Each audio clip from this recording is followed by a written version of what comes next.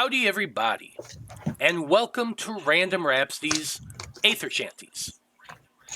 I am Matthew R. Dawson, your friendly neighborhood host and game master for the SAGAS campaign, and joining me around my virtual table tonight are Alyssa, Joe, KOINES, Nico, and Nobody. Say hi, everyone. Hi, everyone. Howdy. Now, before we begin, we do have some announcements to get through, starting with a word from our sponsor for this campaign, SAGAS.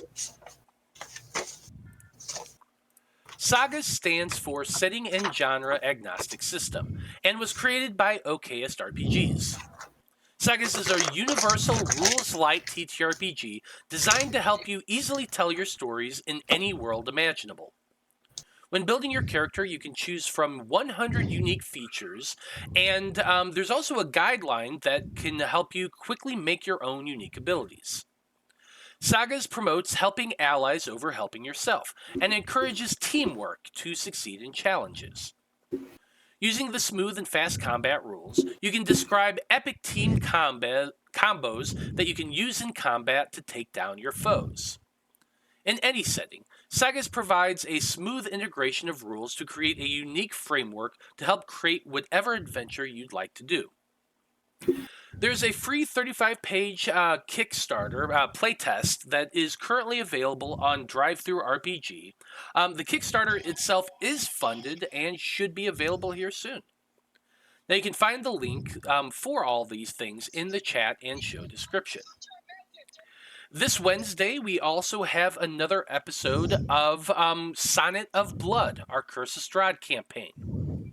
The team is still in Varos, and there's a lot of really mysterious stuff going on. Not to mention somebody looking for Irina. So come check that out at 6 p.m. Central Time. Now you can keep up to date on our schedule and everything we're doing here on the network by following us on Facebook as Random Rhapsody TV, on Twitter as @random_rhapsody, on Blue Sky as Random Rhapsody, and on TikTok as Random Rhapsody_TV. And that's going to do it for our announcements. So join us as we return to the world of Loroupa and join a group of heroes in their Æther-Shanties.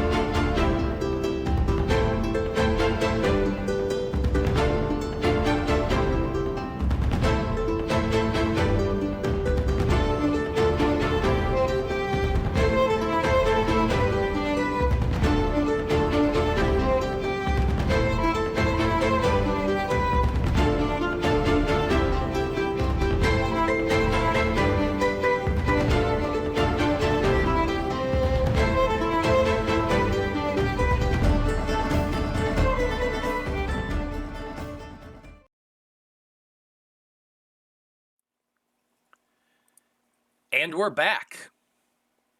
So, for this campaign, we do our recaps by offering up the Random Rhapsody coin, which is good for one free reroll.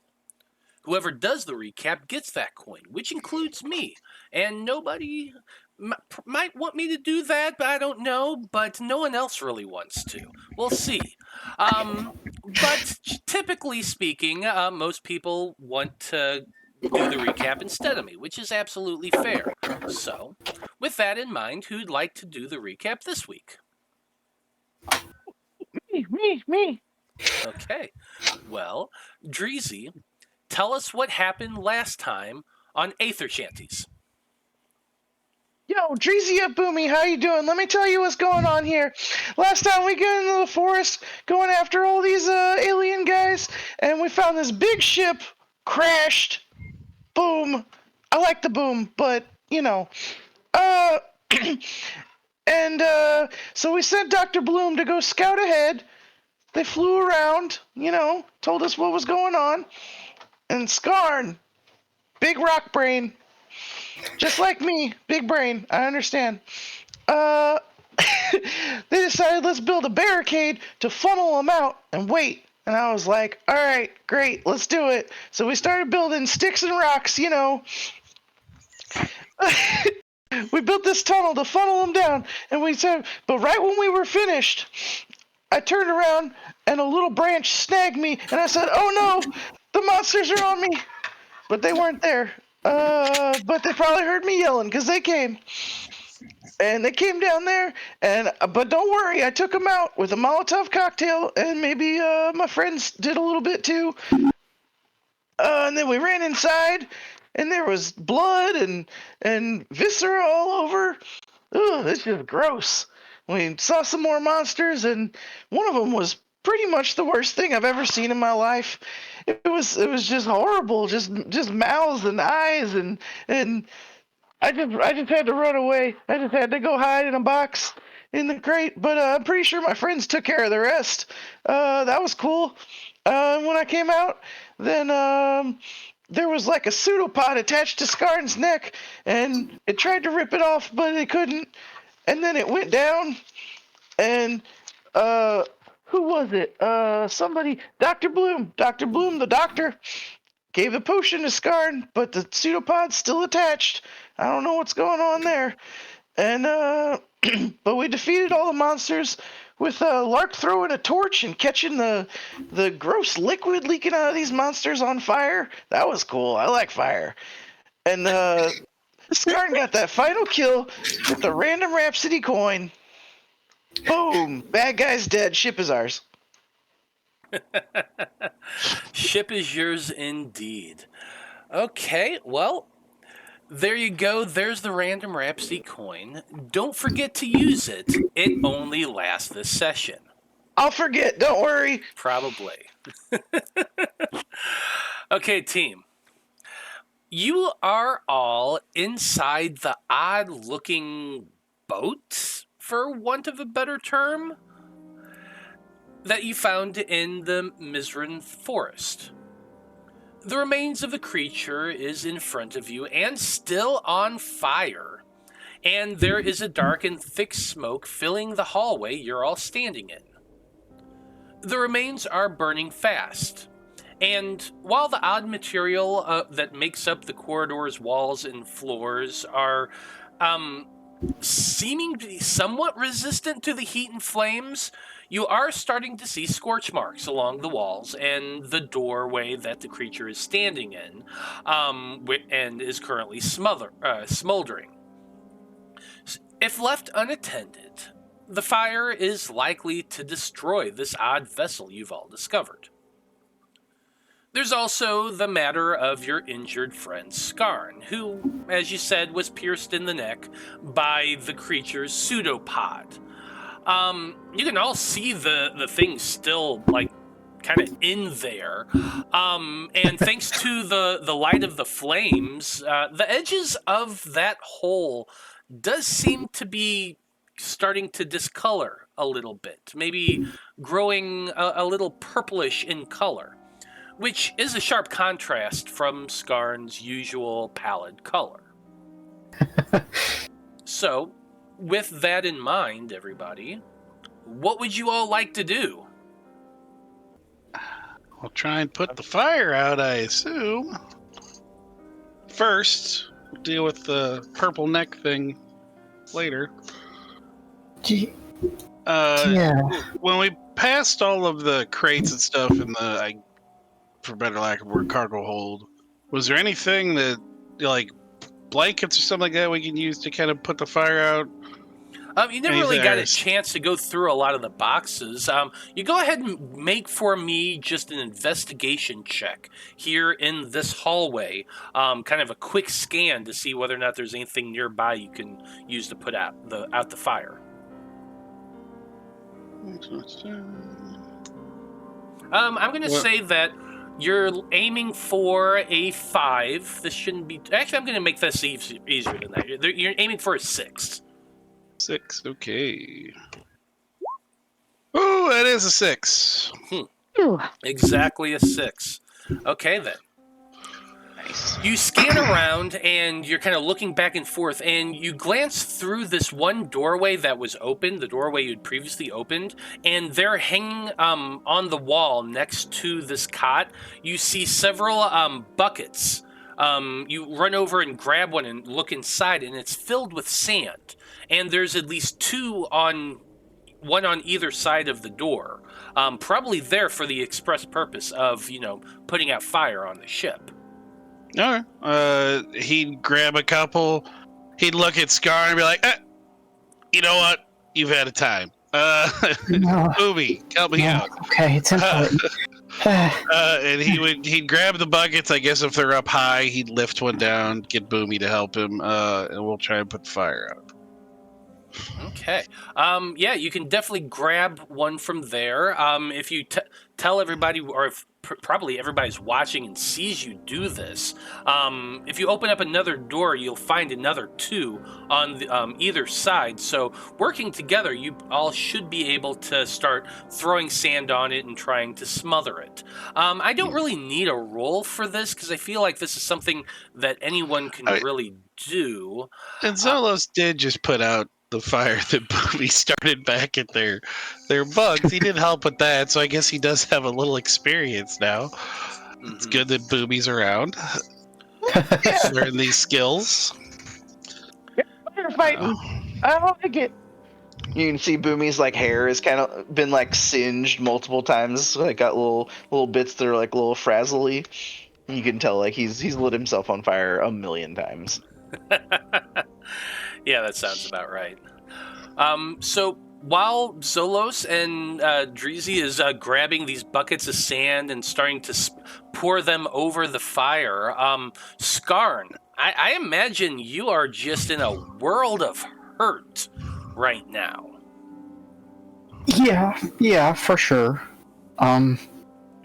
Getting injured isn't new to Skarn, but this is something different and strange and horrifying, and it's just not having the best time. I think it is like trying to stumble over to that other cabinet you mentioned to try and help out with this situation, but it's not working. It's wobbling all over. It's can barely take 2 steps in a straight line. Skarn is just out of it right now. Yeah, absolutely. Absolutely. You kind of have to just hang there, holding yourself up against the wall. That thing that's in your neck, with every step, just kind of wiggles and twitches just a little bit. And I can't imagine that's a great sensation for you right now. Mm-hmm. Yeah. Yeah, being made of rock, you don't really experience a whole lot of stuff poking through your skin, so this is... blunt trauma, sure, but this is totally new. Yeah, absolutely. Dr. Bloom, Lark, what are the 2 of you up to?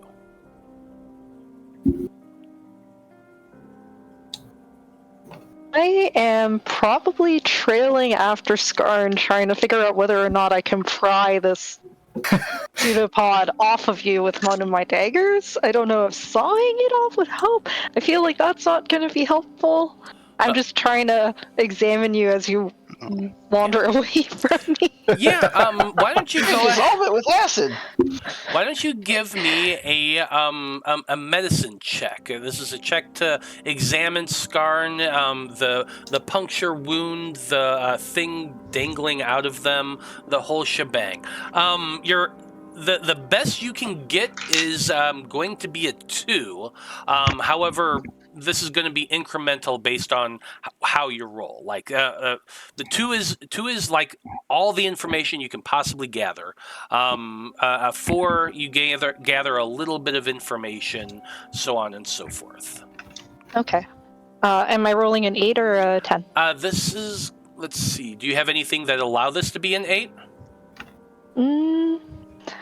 I have disease healing and I have paramedic, but paramedic we're out of melee. So... I think with your extensive training as a doctor, I'll give it to you. Yeah, go ahead and roll a d8. Thank you. It's not quite a disease, but it's kind of close. Let's find out. I've said the same thing about humans. So yeah, you rolled a 6 there. So here's what you see.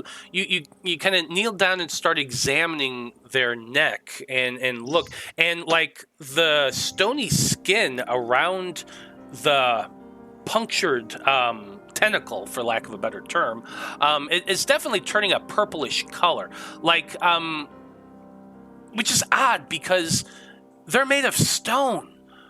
And the flesh of it is, it doesn't seem like it's crumbling or like decaying, but it's distinctly changing color.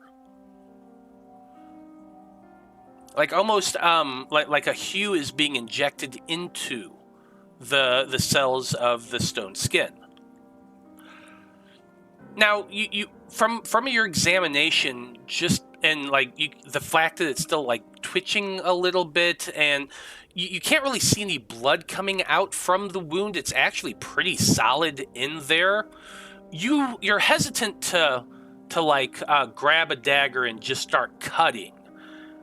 You're fairly certain that you're going to need more specialized equipment if you're going to try to attempt a surgery like this. But you don't have that sort of stuff here with you. You have like a little bit of medical supplies, but not a lot. And you would definitely want something a lot more, what's the word I'm looking for? Refined, a lot. Actually, the proper tools for the job. So you're with that 6, you're definitely hesitant to try to just remove it right now. Sure, but really don't like that it's twitching. Don't know what to do about that, though. Gonna think about what to do. Okay. Lark, what are you up to? I'm gonna kind of step away from the dead brainy bits. I'm gonna kind of just sit down because I hurt. That is fair. You slump down in the corner of the room watching your friends battle the fire and examine Skarn and that sort of thing. And it for like the next 15 or so minutes, Zolos and Dreezy are dumping sand on this thing, trying to cover it and smother it, and eventually you do succeed.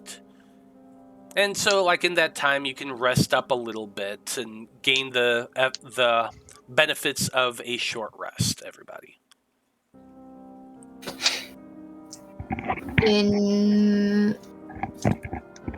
So in Sagas, what are the benefits of a short rest? I completely forgot. I just realized it's like, oh shit, what does that mean? What do I don't think we've do? taken a short rest yet. Yeah. Okay, so... Yeah, it's always just been end of a fight kind of thing. For your short rest, basically you're going to be able to, let's see here, where is it? He doesn't know either. We're finding out together. Oh yeah. It's just the regaining of your effort. Oh, sweet. Okay, so just effort, no HP. Yes. Okay. Do you regain all effort or just one? You're going to regain back your effort. All of your effort. Awesome. Cool.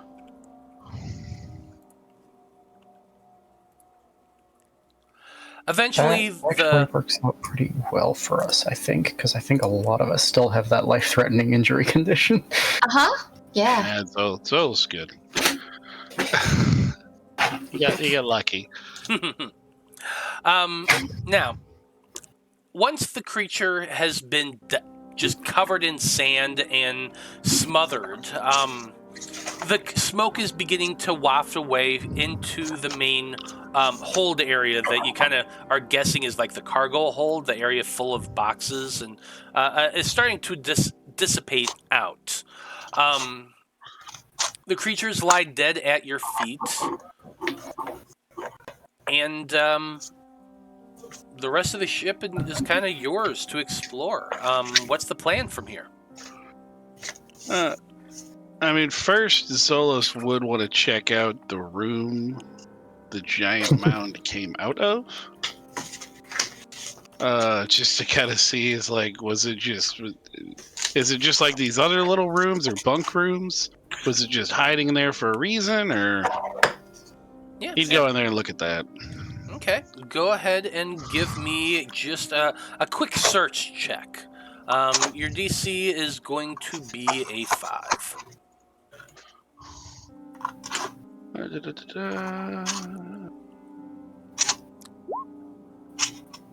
Oh, we are just getting it right on the money, and that is not a 5. Wow.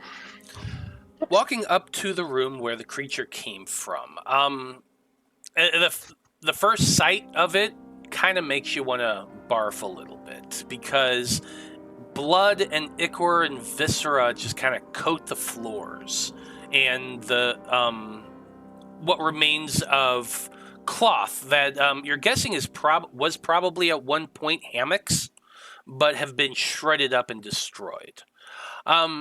There are little foot chests, foot lockers underneath each corner where the hammocks once lied. A couple of them are smashed open and its contents just ripped apart. It mostly looks like fabric and stuff like that. There are 2 more in the back that doesn't seem to have been destroyed. And you check in those as well. And basically what you find inside of them are bed linen. Pillowcases, pillows, blankets, sheets, that sort of thing.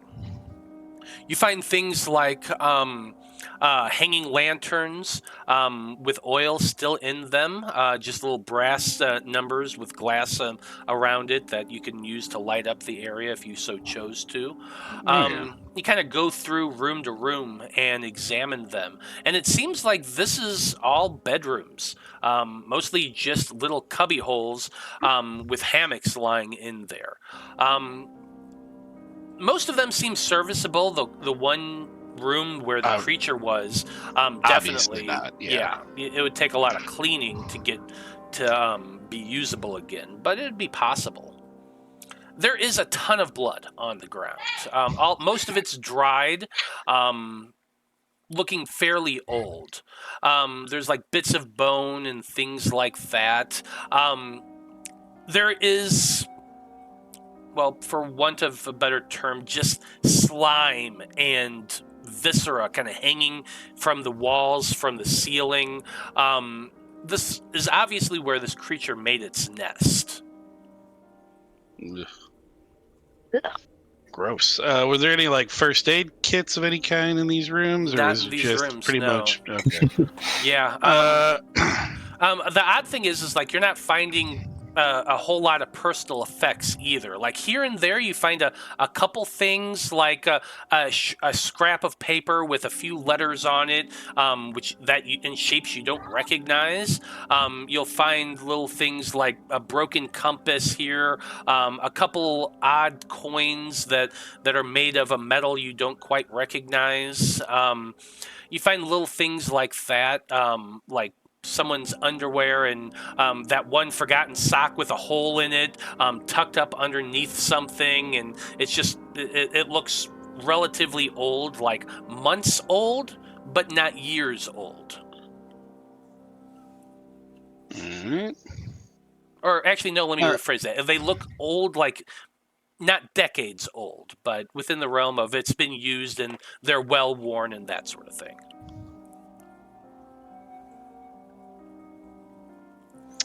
Yeah, I mean, he would come out and I'd say he's like, do you want to lay down, Skarn? I mean, there are, obviously not this room. but I think these beds might. You know what? We could lay you on the floor because I don't know if they'd hold you.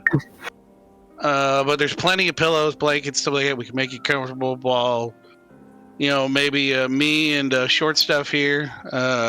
He's pointing at. He's just pointing at Larky. As me and short stuff could look for maybe a first aid station.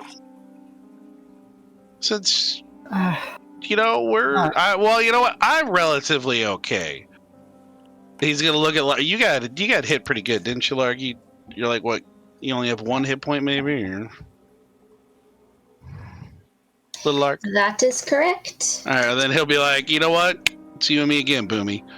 And we'll go out and look around for something to deal with that. By the way, great job. Kicked in the door. That was awesome. I knew this plan would work, guys. You got to think positive. I know that sucks right now, but we're alive, are we not? All right, my plan worked. Captain first class right here. And he just taps, kind of taps Boomy on the head as they walk by, and he's like, let's go, bud. I feel like everyone just stares after them for a moment, like, right. If they do end up both leaving together now, he'll pop his head right back in. He goes, if you hear screaming, well, obviously come out. Yeah, let's check out the rest of this place. I guess we'll... Okay. Is there one of the torches we can take with us? You should be able to move them, yeah. Yeah, I didn't know if there was another, make sure there was I got one on my, underneath my token with it. And we can go look for... There's got to be a first aid station on this thing. I mean, he's been on ships in Loroupa, and there's always at least something. The ship's doctor usually, or at least a guy that knows somewhat what he's doing. A guy that knows the guy? He's been on the water his whole life. So, I mean, he says most of the time there's at least someone who can, make you not sick anymore if you get sick. And so he knows there's bound to be something on this as well. Well, as the two of you start making your way out from the hallway, you head back into the large area you've labeled the cargo hold, for want of a better I think the name. Stairs are here. There is a set of stairs down near the door that lead up, and you did see that, that blood trail that you had seen previously was coming from upstairs. There are a lot of boxes in here. Whether or not you want to start searching them now or if you want to explore is entirely up to you. But, is there any writing on any of them? We just don't recognize the script, I think he said, right? Correct. All of them, or not all of them, but a good portion of them have labels on them. They're all just in that same blocky script that none of you have really seen before. Okay. Until we could kind of figure out that, obviously opening doors, in his head he's thinking, that was a bad idea. But hey, everything worked out all right. He's like, but he doesn't want to go smashing into things again until they get a better grip. He learned his lesson. Well, Skarn learned it for him. And so he's going to watch himself just a little bit. He's not going to reveal that information to anybody.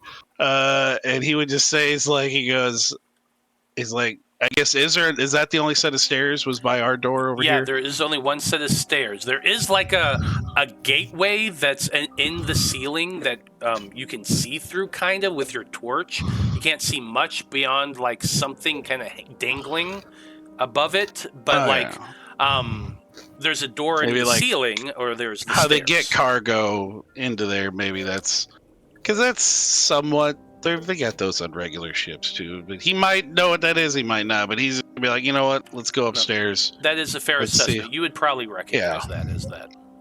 Let's go upstairs and see if we be careful because there is a lot of blood on these steps. And he's just gonna have his trident out in front of him. He's like torch in the other hand. He's like, you know what? How about you hold this? And he's going to let Boomy hold it as they go up the stairs. Boomy's going to be carrying around one of those buckets with sand that we used to put out the fire. There's going to be maybe half a bucket full of sand. Good idea, bud. Good. So if there's a whole bunch of blood and stuff, he'll be sprinkling over there for a little traction. Okay. Okay, yeah, absolutely. The blood on the stairs itself is not fresh. It is dried on there. Okay. But you can start making your way and carrying that bucket of sand. I'll go ahead and move you to the next. I don't know how the effect is working, but your token, the blood layer, was like over your token, so it looked like there was some blood smear across the face of your token. Nice. I don't know how that was because it didn't do it to mine. I saw yours. I was like, holy shit! How did John do that? That's cool that he did. And I was like, oh no, it's just the layers. Well, as you make your way up the stairs, you do see you find yourselves in a square room with 2 doors, one at either side. You can see that inset into the floor, there's that metal gate that you can see clearly. It pulls open to either side and allows for a crane or something to bring cargo down. And sure enough, looking up into the ceiling, there is another one of those, which you can see a little bit through to see the night sky. There is another set of stairs up towards the north of where you all currently are that seems to lead up to the main deck. Okay. The blood on the floor, you can see, is leading up towards the doorway to the west on your left. Other than that, as you're starting to walk into this area, you see that there is just a long wooden board hanging from 4 chains from the ceiling, just hanging down at kind of waist level. You would know, Zolos, being somebody who's been on boats a lot of times, that typically tables like this are put up and they can be like attached to the ceiling or dropped down to use as a table, for Safer eating. Space. It just saves space, and it keeps it from flying all over the place if it hasn't been bolted down or anything like that. But that's about it in this room. It's actually... Is the blood coming from this door, or is that just... It seems like it was leading in that direction. Yeah, it was coming from the door and down the stairs. I don't know about you, but that last door that got kicked in, while successful, perhaps we shouldn't go towards the blood door again. So let's check this door over here, buddy. Hopefully we can find something good and non-killing us with this door. Into it. Okay, you head over to the door on the western-facing wall. The door is not locked. It is closed, however. Opening it up reveals a mess area, a kitchen. Ooh. Several, there's an iron stove, kind of a cement-looking big old brick oven. There's tables. There's all around the outside of the walls. And the moment you open the door, you are all assaulted by just that sickly, sweet, rotting putrefaction smell of rotting food. You kind of glance through some of the boxes that line the shelves and glance inside, and there's produce and stuff like that have all long since rotted, and is covered in mold, and it stinks horribly in this room. Don't suppose there's I'd say look for some kind of. You know what? They need something to cut. Maybe potentially something free. So, wherever the instruments are, he would look for something. I don't know. Anything that's going to probably be sharper than their blades to try and get rid of that thing on Skarn's neck. At least in this room. He'll look for medical supplies as well. But, just anything. Med kit or something super sharp. Okay, make for me a search check. You're aiming... I think you're aiming for a 5 here. While Zolos is doing that, Dreezy, are you looking for anything as well? Yeah, I want to look around. Is there anything that's like a net or a cheesecloth or something, a strainer, something with holes in it? Yeah, you can make a search check as well. Oh, that is a big old 10, and that's a no. Yeah, you do not like. There's tools and things like that. There's kitchen knives and stuff, but like they're serviceable. They could probably be used, but all of them don't have much of an edge. They clearly have dust and a little bit of grime on them. It would take time to clean this area out, but it could be usable for cooking and stuff. But as far as like something to surgically use, no. Yeah. Nothing that their well-worked steel daggers and stuff couldn't do. These things definitely can't. So, exactly. Okay, Dreezy, what'd you get? I rolled a 4. Yeah, with your 4, you find some cheesecloth. There is also a metal colander that you find. Okay, cool. You do find some linens as well. I'm gonna take. I'll take all of them. Yeah. I want to use the colander and the cheesecloth to be able to pick the sand back up and strain it and put it back in the buckets for our fire suppression. You mean out of the blood? No. Yeah, you gotta strain the blood out. Yeah, that's valid. And the little bits, the little fleshy bits and bones. Yeah. Thank God I ate earlier. I don't have an appetite now. He's like, you know what? I'm not gonna question this guy. This guy's been rocking it, so he's just gonna see him collecting this stuff and be like, "Yeah, you do you." I put the colander on my head like a helmet. I assumed you were gonna. Absolutely. Well, there's stairs leading up. There is a door to your west.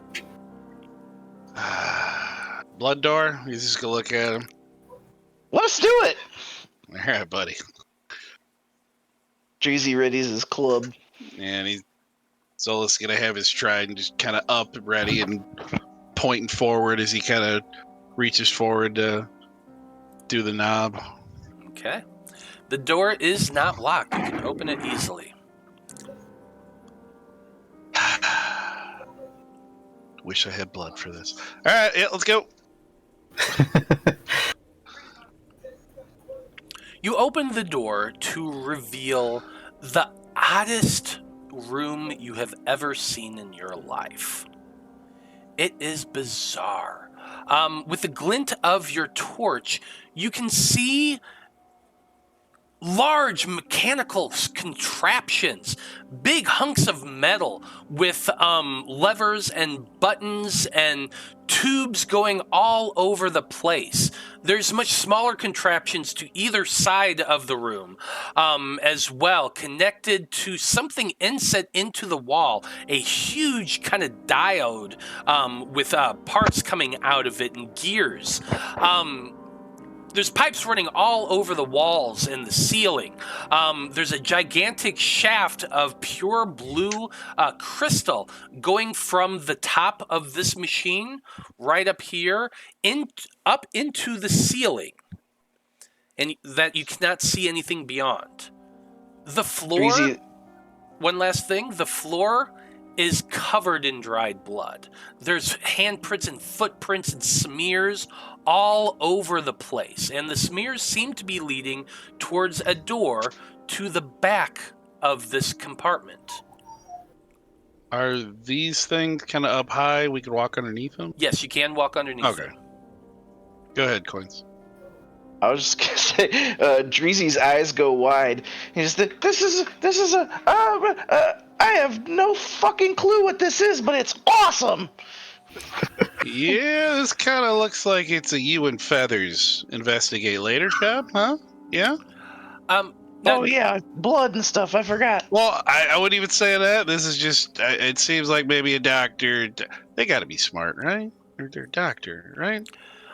Dreezy. Right? Yeah. You had Yeah. come from the dwarven kingdom of Morag, or from the dwarven capital of Morag, and you have seen a little bit of technology before. Like they do have steam technology and that sort of thing in the Dwarven Empire. It's rudimentary, but it's fascinating stuff. This, however, is like taking that to 11. This is this is technology on a level you've never, ever seen before. You can see clear signs of a melding of both technology and magical application. Like there's floating crystals hovering over these smaller contraptions to the right and to your left. That they're not glowing; they're just kind of hovering there, just barely above this little a chassis of just kind of a round metal ring that, and this crystal just kind of hovers inside of it. Also, I should probably mention that like most of these contraptions are smeared with blood. A battle happened in this room, a massive battle. From the looks of things. Are there any bodies or body parts? I think we found that already. Yeah, there are not any bodies per se. Give me a investigation check. You're aiming for a 4. Yeah, I mean, gotta see if there's any like fingers or something. I think all those are downstairs.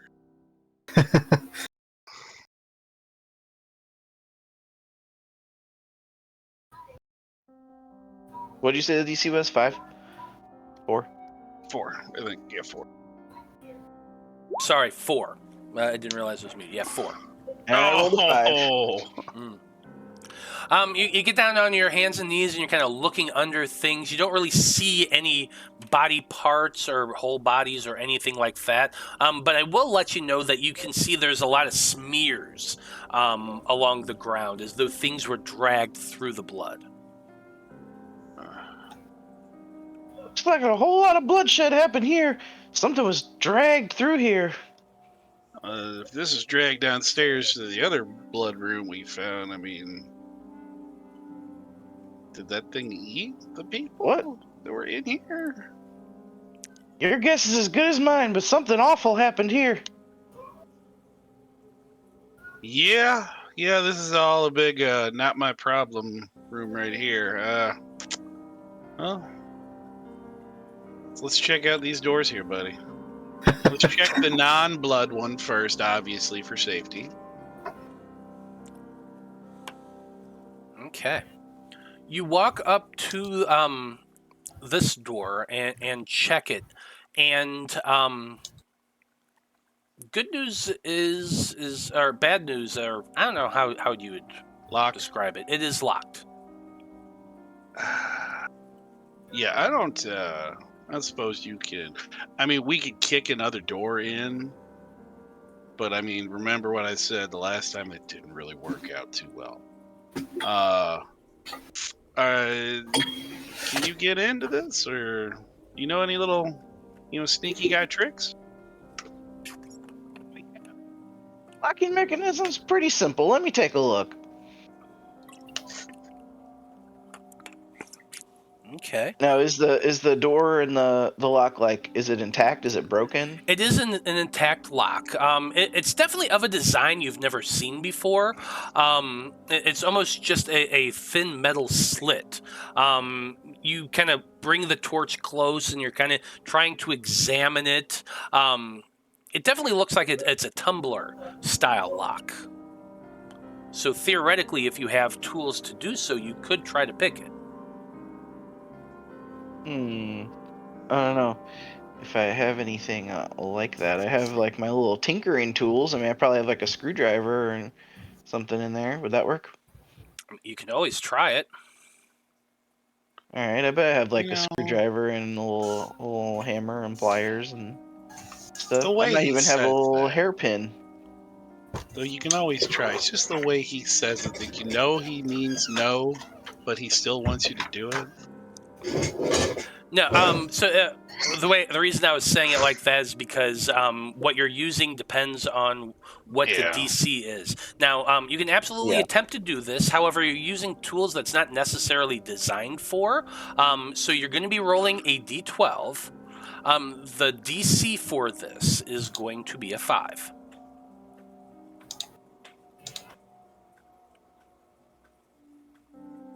I mean, I'd say I'd help you give, but I don't even know how. Ooh, it's 6. Man, I keep rolling like 1 over. Yeah, you get in there and you're fiddling with it. You're trying to find that sweet spot, but the tools you have just aren't made for this. They're definitely not designed. Precise enough. Well, let's check out the blood door. Hopefully, whoever dragged all of the bodies and left the blood was inconsiderate enough to not lock the door and be a kind person, you know. Obviously, whoever locked this door was, you know, they were thinking ahead. Yeah, they're definitely thinking about that. Okay. You walk over and check the door. It is not locked. Of course, the blood door is not locked. All right, yeah, he's gonna look at him. He's gonna say, "All right, let's ready." Boomy's like psyching himself up, like slapping himself in the face, like, "All right, come on!" Maybe not shout. He's like, "All right, let's do this." You're both tense yourselves, getting ready. Zolos reaches his hand out to push the door inward to open it. You're both just tensing, waiting for that thing to pop out as you open the door. I hate when you do this. And find just a dark room. I know. I think after 3.5 years, I'd be used to that. Shining your light into the room. Fortunately, nothing jumps out at you. You do find a pool of blood and smears dragging away from it towards the door. However, after that sight, both of your eyes, especially Dreezy's eyes, just go wide. What you have found is a workshop. Sweet. There are tools on the tables. There's half completed project just kind of sitting there. A couple cylinders with wires kind of coming out and gear work inside, but are just sitting there, half incomplete. There is a table that is covered with these large crystals, just a gigantic cluster of crystal, brightly blue in color, that look very similar to the floating crystals you saw above the mechanical contraptions in the previous room. These, however, are all clustered together, though you can see signs of like pieces broken away from it. There is also a table covered in paper. Looks as though like design notes of some type. But it's also covered in that same lettering that you don't recognize. But what you're finding here is like component parts and all different powders and chemicals and things like that. This is definitely, without a doubt, a workstation, a workshop of some type. Wow.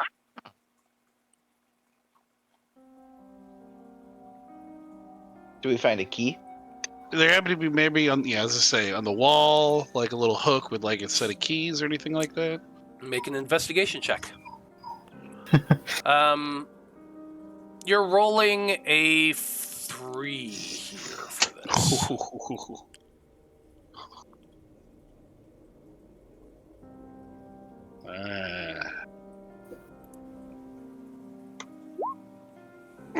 That's a 6. No key hanging from a wall or anything like that. There are some precision tools in here, and things of that nature that could theoretically work a little bit better than the tools you have, Dreezy. You don't, like, you're not really trained as a locksmith, but it might be better than the tools you have. Okay, yeah, I mean, I'm a kleptomaniac, so I'm gonna pick up anything that'll fit in my pockets. I imagine your pockets are going to be pretty heavy by the time you walk away from this, because there's just crap everywhere. There's like in the table, there's drawers upon drawers. There's more of them on the shelf behind it, just with all sorts of little things in them.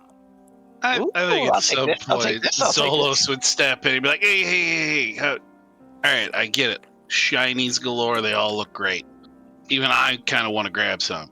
But problem in hand, let's get into that other room. Is there anything here that might help get into that other room? Better than the stuff you have? I see some little small tools that might work. What's in this chest over here? Or is that Wide. a chest? It's looks like more one. supplies of the same. Oh, okay. Yeah, everything. I've kind of described everything here as kind of a carte blanche type thing. Sure.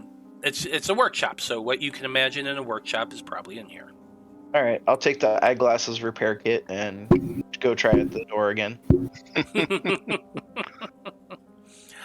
Okay. Well, using better tools makes this a little easier. You're still rolling that D12, but the difficulty is going to be a 6 now. Okay. Yeah. 5. You know, the right tool for the job makes all the difference. You kneel down and start fiddling with it and tinkering and kick. It unlocks. You open the door and push it in, and Zolos, with your torch, you kind of shine it into there, and what you find is a room predominantly filled by a single bed. There are shelves along the wall filled with books and papers and odd things of leather filled with more paper. There is several cabinets, and as you walk over and open it up, you find little vials of liquid and tools and cloths all rolled up and placed on top of one another. You find a long shelf with all sorts of glass bottles in odd shapes and sizes that you've never really seen before. It's the quality of the glasswork is incredible, like designed by a master craftsman, and they're all kind of placed together on like wire racks and things like that, and there's little places underneath for there's a candle holder with most of a candle burned away but a little nub still in it over a big glass round thing. There's also a sink towards the back, and like a few chairs bolted against the wall. This is clearly an infirmary. Ooh, All right. Score. Beautiful. He'd look around. He's like, "All right, this is exactly what we're looking for, buddy." If there's like a wall, like lantern or sconce, or like, I mean, he'd use a torch to light them, and then he goes, "You can stay in here if you want.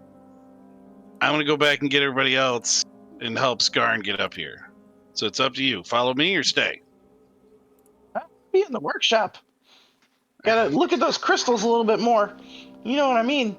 All right, buddy. Just remember, your pockets are only so deep, okay? Okay. So just blindly on the random ship that they barely are on, and there could be more people. Zolos is just walking back with his torch out. Yeah. To go get everybody else. So let's break away real quick and talk to our other 3 friends who were left downstairs in the in the hallway where that you had fought that creature. What were you all doing while the 2 were upstairs, kind of clomping around?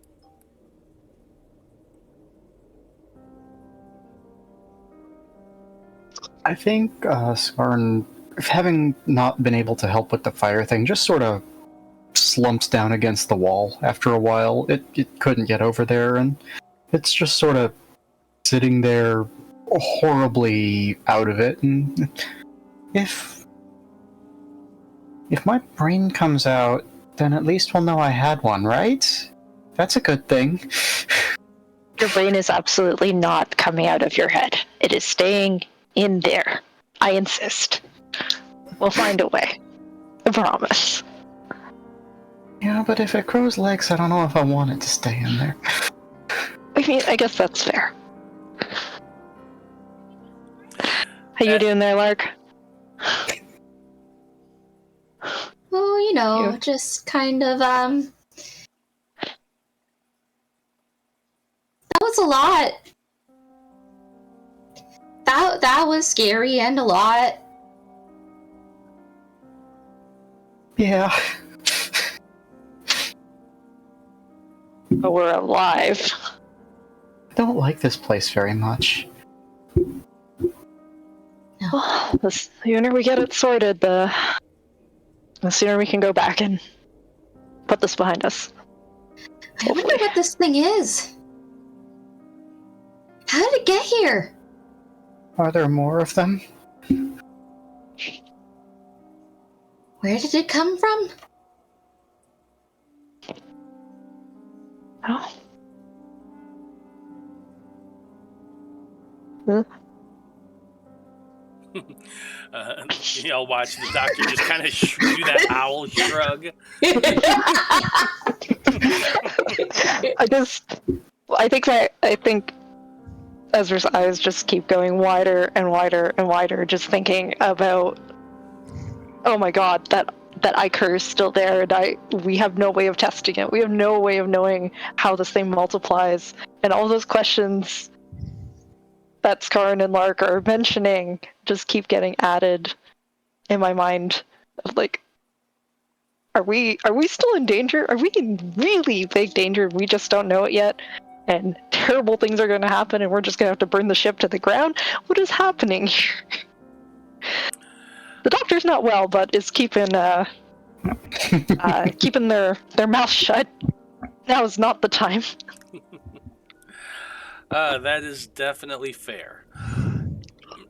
But as you're having these intrusive thoughts, and Skarn is probably having some phantom twinges of something moving around in their neck, and Lark just is having a little bit of an existential crisis.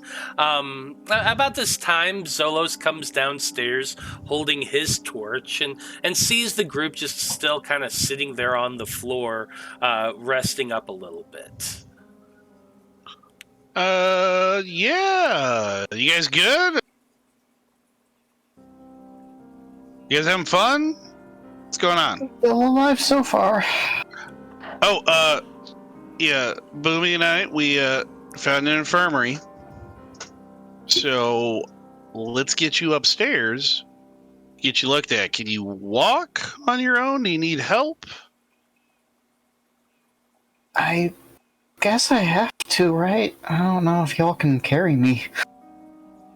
I mean, I can help you walk up the stairs, but then again, you know, I am my size and you are your size.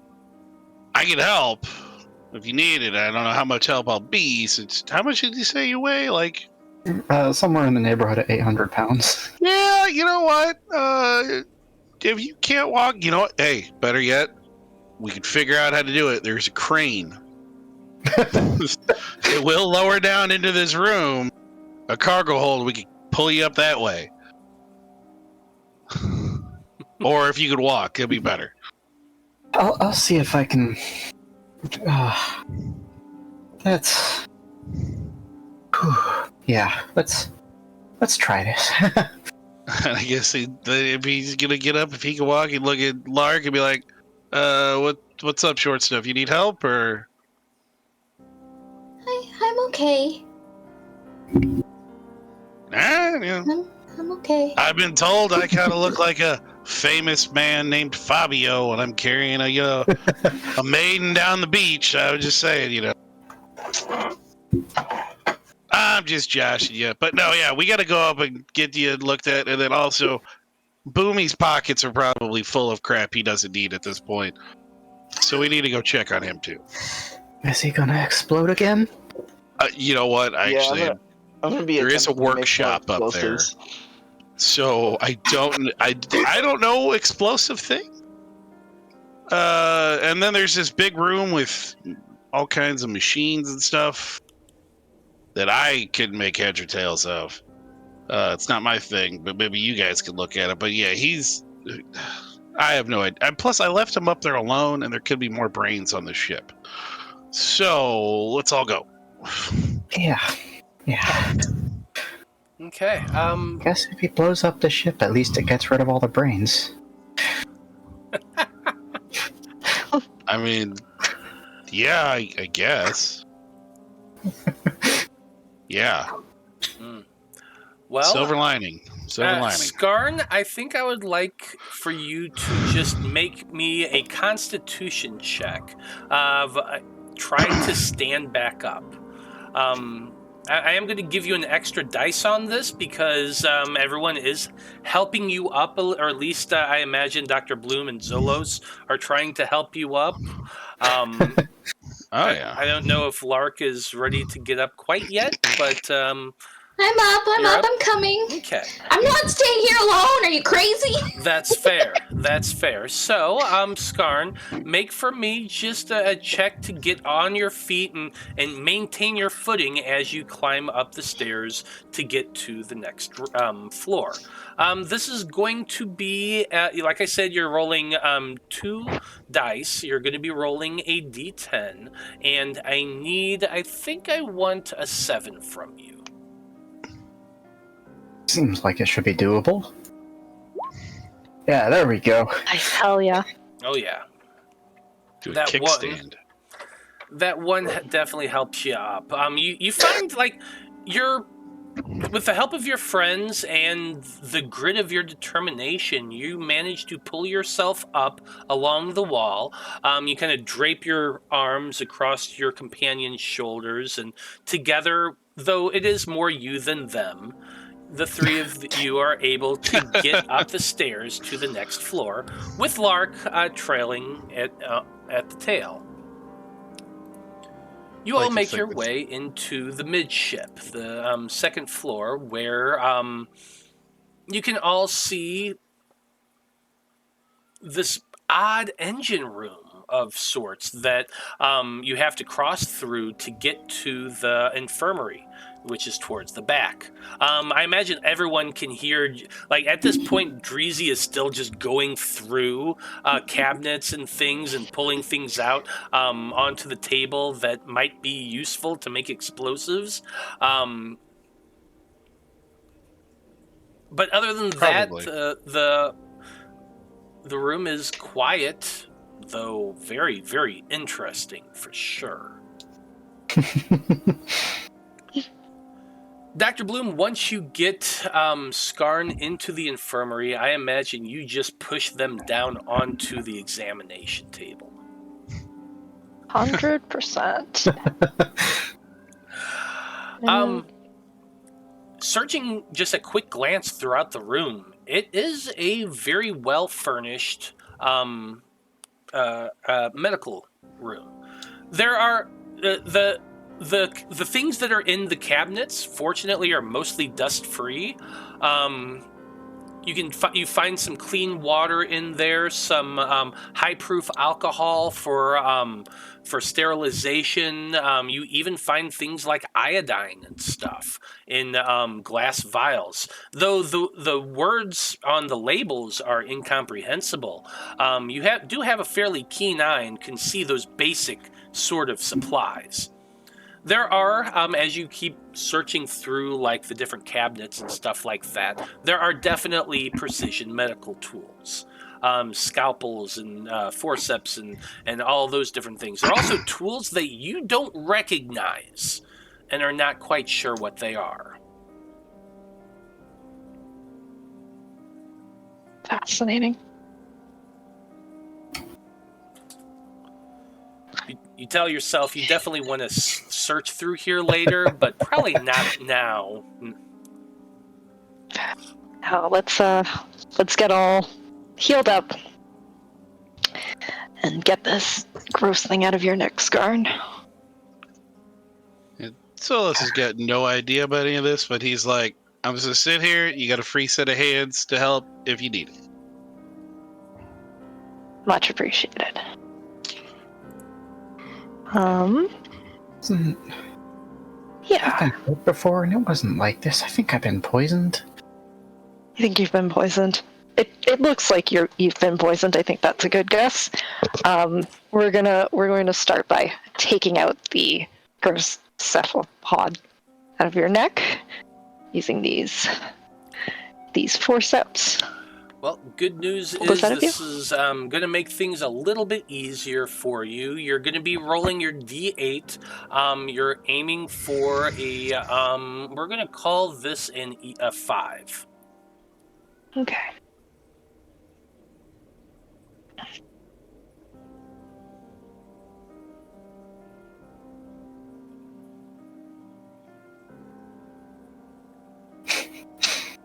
Okay. Haha. Hey. It's a 3. Yeah. It's going to take you a little bit of time. You want to do this very slowly and carefully, but you are able to extract the tentacle out of Skarn's neck. It leaves a hole, like an actual hole, an almost quarter-sized hole in its neck. The inside of there is interesting as well. It's certainly nothing you've ever seen before. Certainly not on a flesh-type person. Give me a medical examination check as well for me. This is another D8 check. You're wanting a 4.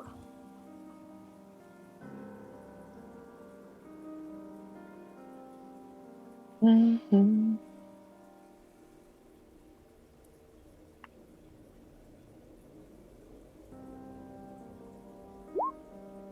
It's another 3. Very nice. Now that you can actually examine them, you have light, you have space, you have the right tools. You're examining this hole, and you can see something inside embedded in Skarn's neck. It's almost like a polyp, odd and purplish in color. It stands out quite significantly against their flesh. And it's moving very slowly, wiggling just a little bit. You're pretty sure this is a parasite that has been inserted into their skin. Bad news is that's probably that's probably digging up to Skarn's brain to begin the metamorphosis. Good news is that Skarn's metabolism is rock. So this is a much more difficult procedure. You estimate that if Skarn had been like flesh, it probably would already be in its brain. However, fortunately, the stone of skin is making it more difficult for this creature to burrow. So you're going to have to get it out, and it's going to be a difficult procedure. You're probably going to want some help on this, and it's going to take time, but it is possible. Would this be help in terms of effort or just a second set of hands? Both. Yeah, I mean, he'll give up a couple of effort for you, and I mean, look through all the cabinets and all the liquids and be like, "Is here we pour on it to kill it?" We'll definitely need the iodine, but also the polyp is moving. He said, "Is it? It's twitchy. We need a container of some kind to temporarily hold it once we take it out of Skarn, so that way we can contain it and then very quickly kill it whatever it is. Sure there's some like beakers or something in here, something we can put it into, so- or you can just throw it on the ground and step on it. I mean, that's also an option, but I'm afraid I'm worried about it being too quick while we're distracted. So, I'd prefer a nice sealed container. Just pour it in a hole and fish it out after it's drowned. If I'm already poisoned, I can't get poisoned worse, right? Poison doesn't actually. That's the statement you probably shouldn't make. I know you don't know Matt that long. That's definitely a statement you shouldn't make. We've learned that one the hard way. Yeah, I mean, he'd look for, I guess, or you said a lot of these are probably in that same script. Mm-hmm. He doesn't know medicine stuff, but I mean, would the doc be able to recognize like iodine or Yeah. Like medical-based alcohol stuff and Like opening up vials and sniffing them and going through them, you are able to identify some components, and you could probably find something like a beaker and some alcohol to put the creature in and see what happens, if that'll kill it and that sort of thing. It's going to take time. Okay. All right. Well, so as Dr. Bloom and Zolos begin preparing for surgery, let's turn to our other two characters. Lark, let's turn to you next. What have you been doing while this has been going on? I'm keeping an eye out to make sure that nothing's sneaking up on us, just in case there was any part of the ship that we didn't check, or whatever this thing is, we didn't check or see if there's. I want to make sure nothing sneaks up on us. Okay. Like on this floor itself, as I described, you got the big room filled with odd gizmos and gadgets. You got the workroom. You've got the infirmary where the doctor is working on Skarn. There's also that the mess room, the kitchen towards the front of the ship that you can see there. There is a staircase that leads up. And if you kind of glance up at it, you can see that there's a hatch that's closed, that's just inset into the ceiling, that if you were to push up, you could get out onto the main deck. And you can see like the iron gate over the trapdoor that you descend, you can bring cargo down. You can look up there and still see like the night sky. So you know that the floor above is the top of this structure. But other than that, that's really kind of it. Those are the only rooms on this floor. Do you plan on like going up onto the deck to look for anything up there? Or are you just kind of going through the different rooms and just keeping an eye out?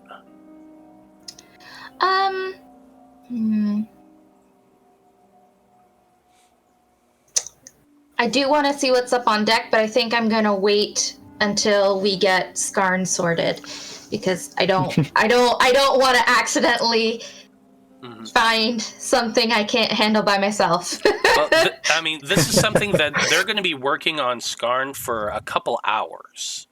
Oh, okay. Yeah, this isn't like a 10-minute fix. This is like you walking around checking out these rooms is what you're able to accomplish in the time it took them to get the tentacle out.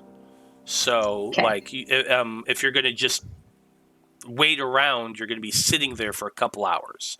Is all I'm saying. So, my question is like, what I'll peek up at the top, on the main deck top, whatever's above us, just to see if there's anything out there first, because I also don't want to lead them back to the group that is busy trying to save Skarn. Absolutely. I don't want to be bait. Okay. And I know, Dreezy, you said that you're just going to be in the workshop, like going through everything, inventorying, planning on making an explosive. Oh yeah, I'm looking for anything that I recognize, and I'm putting in that pile, and anything I don't recognize, I'm putting in another pile. Okay. Give me. I want you to give me just a good searching check. It's going to be a DC of 5. Lark, you are peeking up onto the main deck. I imagine you have a torch with you. It'd be the only way you can see. So give me just a perception check of a 4. Okay. Would that use my investigation ability? I'll allow it. Okay. Dreezy, what'd you get? I rolled a 6. Okay, so what I'm going to tell you is that with your 6, you're spending the next 2 hours just inventorying everything. You take a long time to go through all of these different things. You estimate that, you could probably make some explosives and things like that, and with all of the components here. You got quite a good supply, so while it will take time, you could make yourself a nice little supply if you worked several days in here. Okay, cool. Yeah, I'm just gonna get organized and get inventoried. Okay, Lark. I rolled an 8. You kind of lift up the trap door and glance around. You can see the top deck, which I'll just go ahead and let you take a look at that now that you're there. Oof. Just so you can see what you're seeing. Okay. You kind of peek your head up and look about, and you see that it is the top of the ship. It's the main deck. There's a tall mast in the center of it, a smaller mast towards the front of the ship. There are several ballistas, large crossbows on wheels that bigger than you. On either side of the bow of the ship. There's also another compartment towards the back of the ship. On top of it has 2 of these huge tubes of metal. You can't see a whole lot of the details because they're on the top of this this other area, but the thing that catches your attention is you can see the glimmer of glass. And with your torch, you're kind of glancing in there, and there's a shape in the center of the room there. You can't quite make out what it is, and you're glancing back and forth, and it doesn't seem like it's moving or anything like that. But there's a glimmer of light right above it that shines from the light of your torch. Is it within could I reach out? Oh no, it's inside. Okay. It's in the building itself. Okay. Through the glass, you can see it just barely. But I bet I could touch the glass, kind of you would have to walk. Reach. You'd have to get. You'd have to walk out onto the deck. It's about 30 feet towards the back of the ship. Okay. Am I alone up? Did I come up here alone? Yeah, you came up here alone. This is while everybody else is okay. They're working on Skarn. Dreezy's inventorying right now. This is all you. Okay, I'm gonna get closer, and then I'm just gonna kind of give a quick little rap on the glass, and then I'm gonna duck down, but just peek over with my eyes. Yeah. You peek over again after knocking on the glass. Nothing seems to be moving, but you can see directly opposite the glass, there's that large round wooden wheel that's on ships. You see odd sorts of mechanical contraptions on the inside, not far from that. And in the center, you can see a chair. No, not a chair, a throne almost, in the center of this space.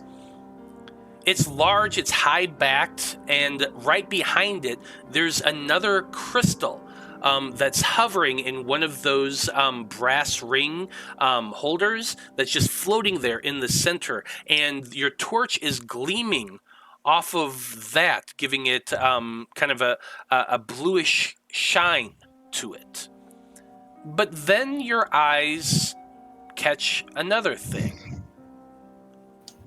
On the the throne, in the center on the cushion, you can see what appears to be a crown. And I need you to roll for kleptomania for me. I don't have that. Oh, I thought you don't have that? I switched it after our first session because I didn't want me and Boomy to have too many of the exact same traits. Okay. Fair enough. So I took the exact opposite. I took Hoarder. Okay. Fair enough. Well, then you don't need to roll for kleptomania, but holy shit, that looks beautiful. It's shiny. Looks like it's made out of pure gold, and in the center of it, there's another bluish gem poking out of it. Okay. Ooh, shiny. Is this the only door I see? Yeah, there's or the only way in, or anything like that? You only see the one door that's in the wall. It's over to the southern side of the ship. Okay. I'm gonna try. Is it open? Is it locked? It is not locked. I'm gonna open it. Okay. And peek in. As you peek inside, you can see there are a lot of contraptions and odd sorts of things. There's an orb, a crystal ball on a golden stand on one wall next to several levers and buttons. You can see an odd sort of tube cylinder towards the back mounted on a frame that has like a swirling cloud on the inside of it. There are several more kind of boxy looking machines with odd sorts of gray glass inset into them towards the back. And as you step into the space, that glowing crystal that's kind of hovering there behind the throne, you see a little bit of a bluish light start to flicker in the center of it. What sort of artificery bullshit is this? Okay. I guess I'll step closer to the glowing things and the weird-looking things. Yeah, you start. You have your torch in hand, and you start walking towards the throne. That crown is there, sitting in the center of the thing. Does it look attached? There's no like wires coming off of it. Make for me a investigation check.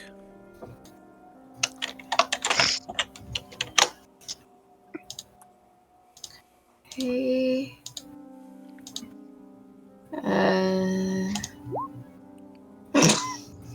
8. There's nothing attached to it whatsoever. And just seated on a little bit of a cushion. It looks like it's made out of pure gold. There are winding lines of silvery metal, but then as you're looking closer, no, that's gotta be platinum. Look at how shiny it is. Like you're just with the eye of an appraiser, you're glancing at this thing. It's gotta be worth a fortune.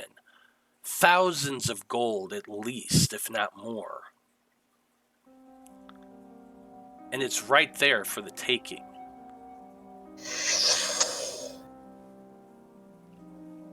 I'm gonna pick it up. You reach out and pick it up and lift it, and it's gorgeous, and you're kind of examining it in the firelight of your torch. The crystal on the crown glimmers just a little bit of that spark of light that you see in the crystal floating above the throne itself. And in that moment, you really want to put it on. It would look gorgeous on you.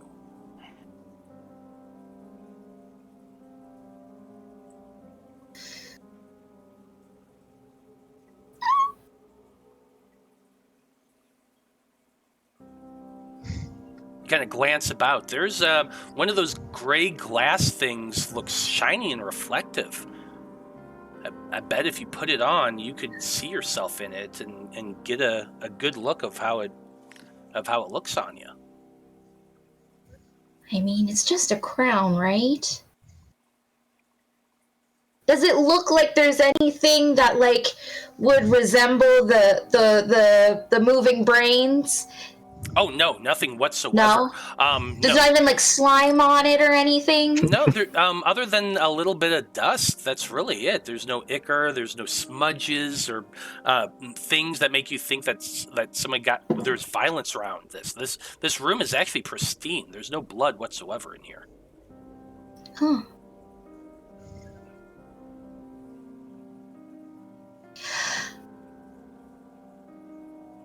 I'm gonna go over to the shiny reflective metal, and I'm gonna put on the pretty princess crown because. Shit.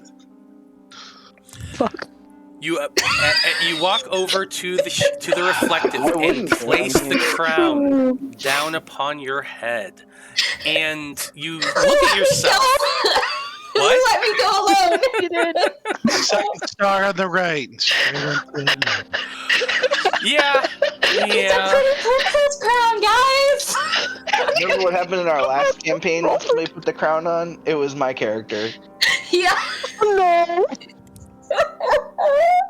That's true. You're Aqua Minotaur. It's true. It's Aqua true. Minotaur. Yeah, so here's what happens. As you glance into this, you're putting the crown down on your head, and you glance at your reflection, and you can't help but admire yourself for a second. It looks beautiful on you.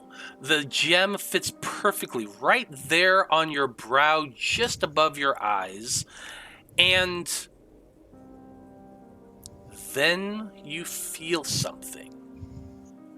It's almost like a cold sensation in the back of your brain, right at the tip of your spine. It's just a slightly cold sensation, but then it begins to grow and grow and grow. I'm going to need for you to make a roll to resist magic. Oh no. You're going to be rolling a d12, and you're going to be aiming for a 2.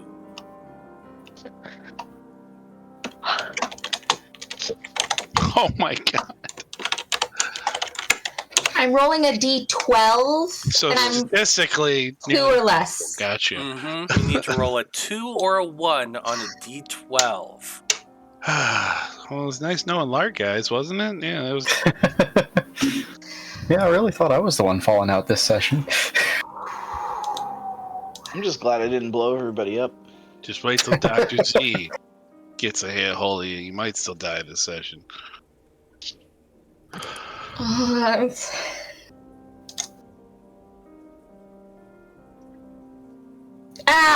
That didn't roll. No. Oh yeah. I can't roll tonight, guys.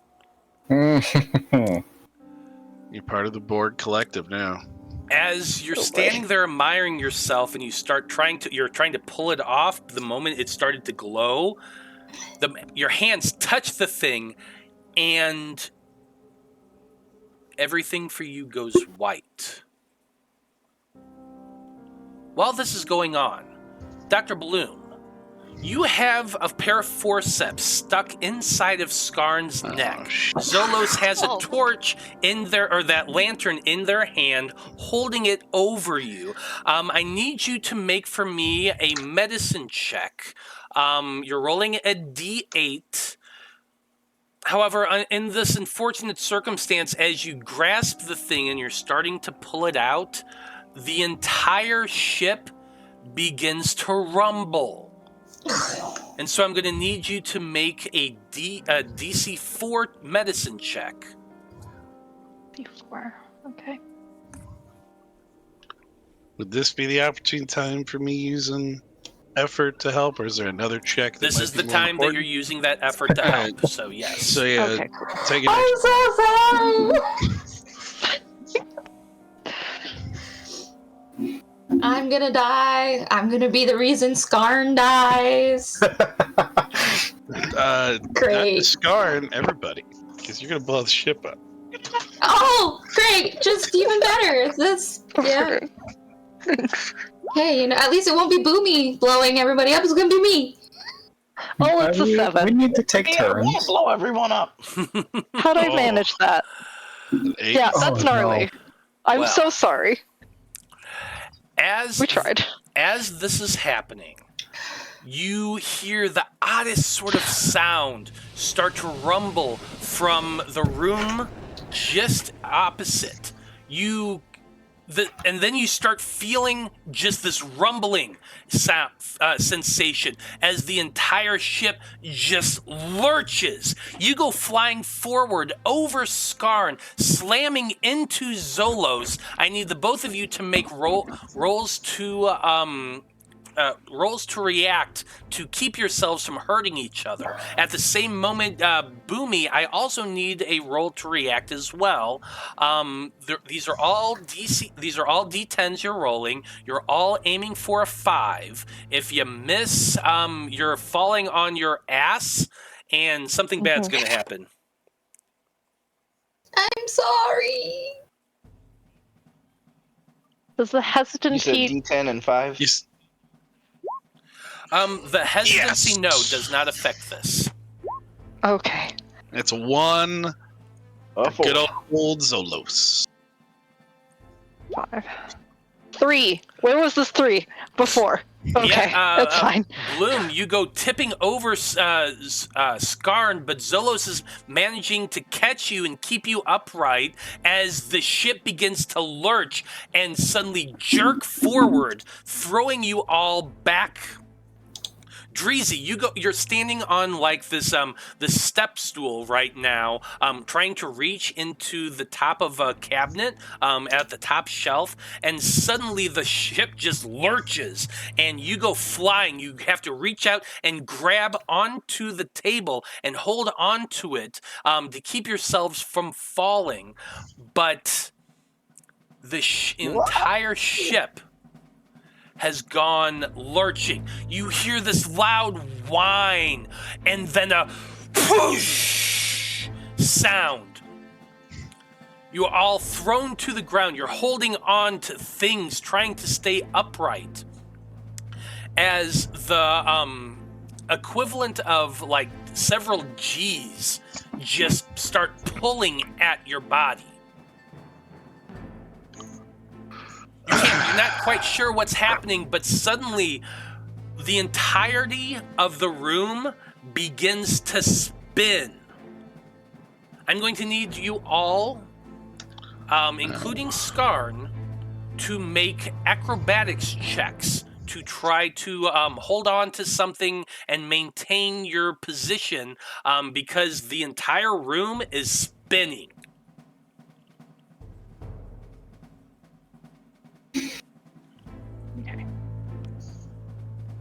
I'm going to need, if you have anything to help with acrobatics, you can roll a d8. If not, you're rolling a d10. You're aiming for a 4 again.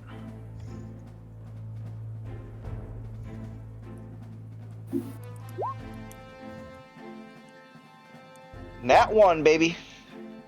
Oh, 8. I got a Brutal. 4. Oh god. Man. See you on the roof, and then on the ceiling. On the ceiling, and then on the floor, and then on the ceiling again. Yes. The rock creature failed. Uh-huh. So my 4 isn't looking so awesome. Yeah, the two of you go flying, slam into the ceiling, which is now the floor, as the entire ship is spinning like a freaking bullet out of a gun. Zolos and Boomy, you're managing to hold on as best as you can as like your perspective shift.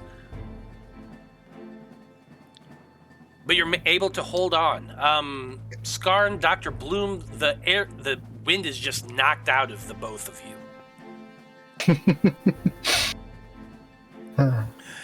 And I feel like this is probably a great place to go on break. So we will be back in about 10 minutes, folks, and when we return, everything's gone crazy. So it should be fun. Stay tuned. Everything's upside down.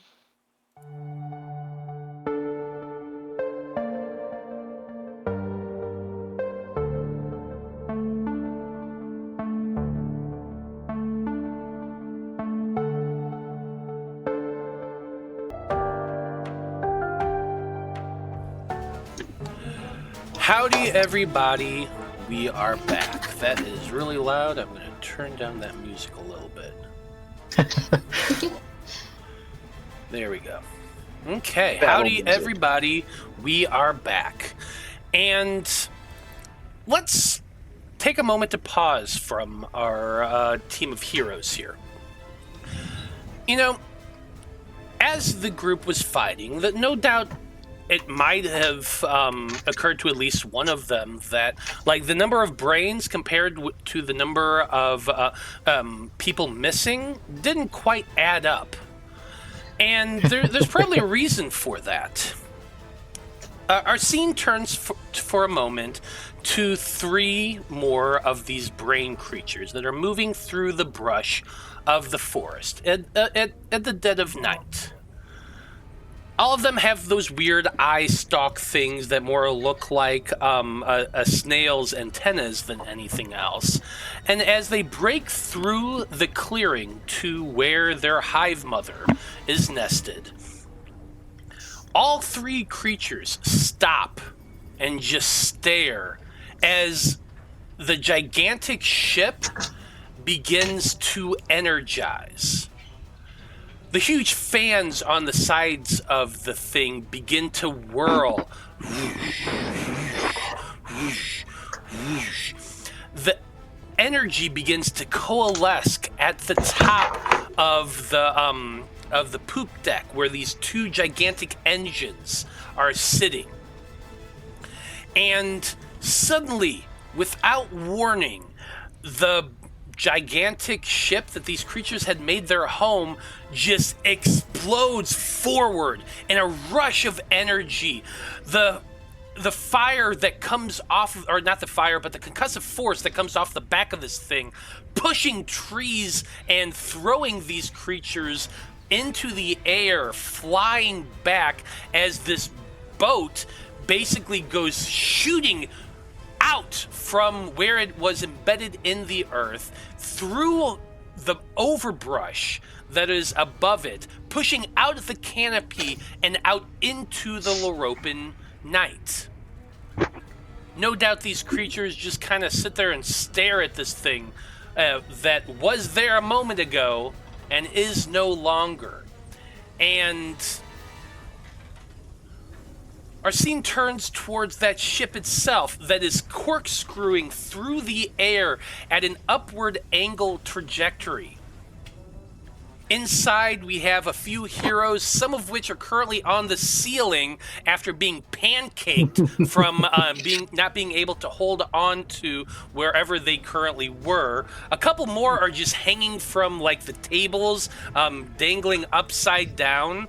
And fortunately for them, as the G-forces continue to pull at our heroes, the ship eventually rights itself once again, dropping Zolos and Dreezy into a crouch as Dr. Bloom and Skarn more or less tumble down to the floor once again.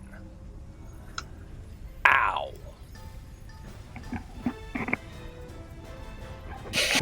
But that's where you find yourselves now.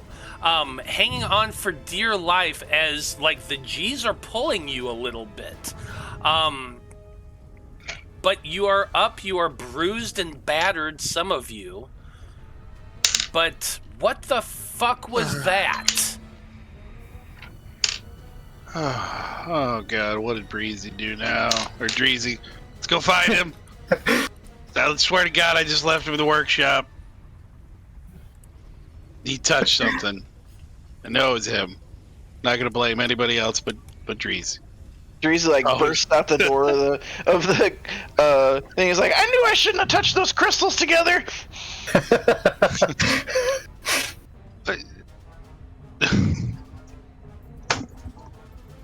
Were they just sitting on the table, buddy? I don't think you did this. Then if that's what you did. Wait. He's looking at you. Oh, where's Lark? I didn't keep track ever. I thought Lark was with you, buddy. They haven't been with us.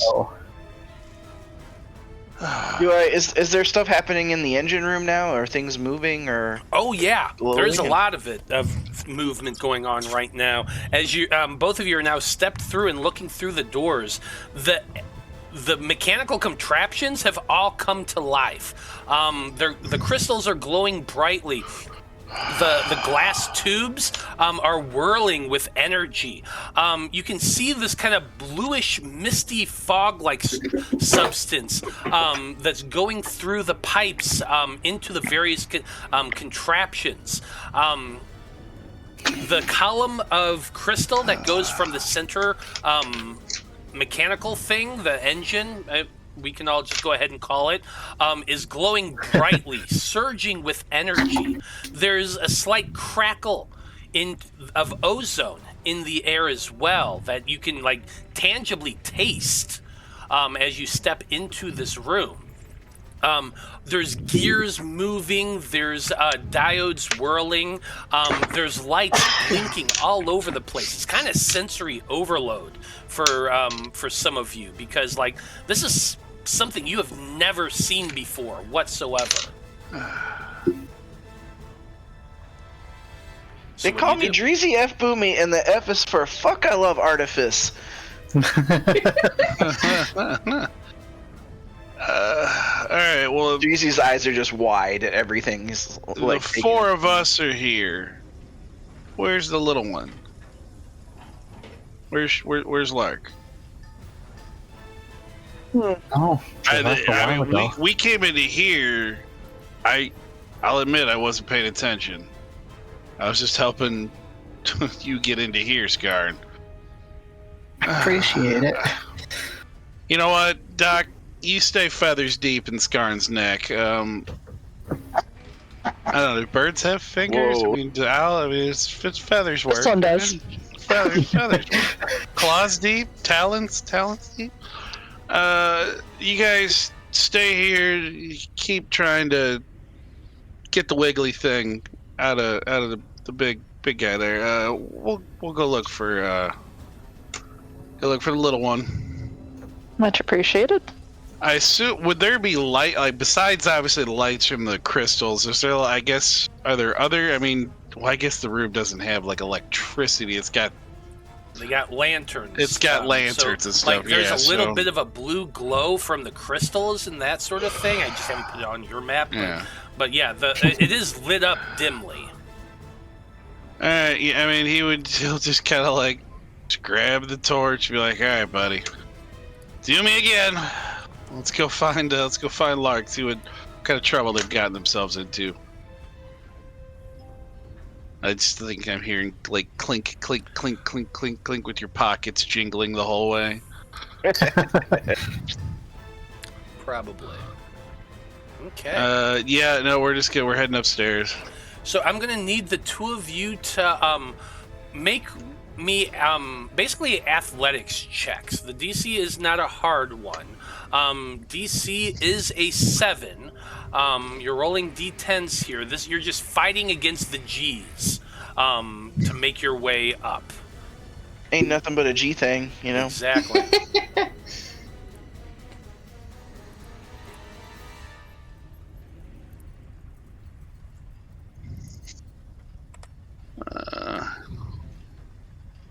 What was it you said it is again?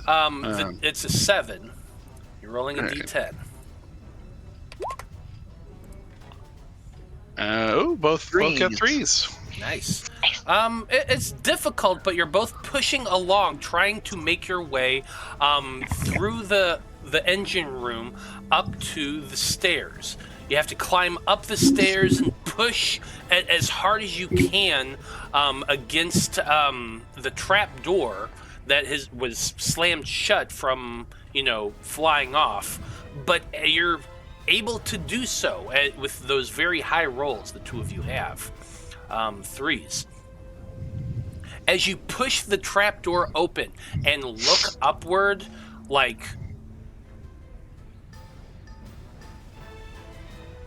how does one describe seeing the ionosphere? It's gray, bluish haze, very thin, and a night's canopy of stars just above you through this light haze. It's the clearest you've ever seen the night sky, any of you. And the wind is just whooshing past you. As you look about, you can see that above you, the mast, a gigantic sail has suddenly been unfurled. It is full and open and catching something. You're not quite sure what, but it's just open and filled as the ship crests above the atmosphere. So I'm going to show you this. He's like, oh god, I knew it. I got some of Skarn's blood in my mouth, and now they must... Whatever made them, I'm high. What? Oh yeah, we're soaring through space. Hell yeah. Would this be a word that we would know is called space in our world? No, not really. The heavens? Well, kinda, the heavens. Where's Forrest? Where he's like, his normal kind of chill, kind of like surfer dude to me, and he's like, where's the ground? Where are the trees? Where's Forrest? Where? He's shaking. Boomy. He's like, where? You look at Boomy as you're shaking him, and his eyes are just like Nyan Cat going meow meow meow meow meow meow meow meow meow meow meow meow, flowing through space. Yeah, kinda. Does anybody go up to like the edge and look down the side of the ship? Fuck no. That's hold to not fall off to your death somewhere, 3 continents over kind of check. That's fair. As you glance about, you can see that the well, let's call it a cockpit, or the command deck, the big room with a big wall of glass in front of it. It is brightly lit right now. There is the red glow of fire somewhere towards the back. There's glowing light coming off of multiple stations all throughout this room, and you can see the silhouette of Lark standing next to a contraption of some sort, just standing there like this. Are they like, well, I guess we'll get closer. I mean, if we could see Lark, he's going to start, I guess, would he have to, like, grab onto railings and things that he sees as he's moving across? This is another athletics check. The difficulty is a little bit higher now. This is going to be a 5 as you're pushing, you're fighting against, well, a lot of G's and a lot of wind flying past you.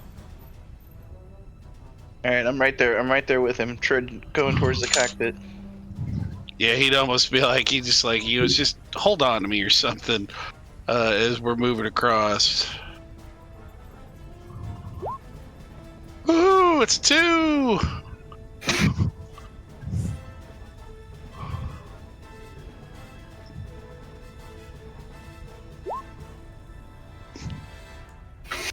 Yes! 5. Nice. Hell yeah. What was the DC? It was a 5. It was a 5. Oh, okay. So you're 5's just the default when you put it in, so sometimes I just... That's fair.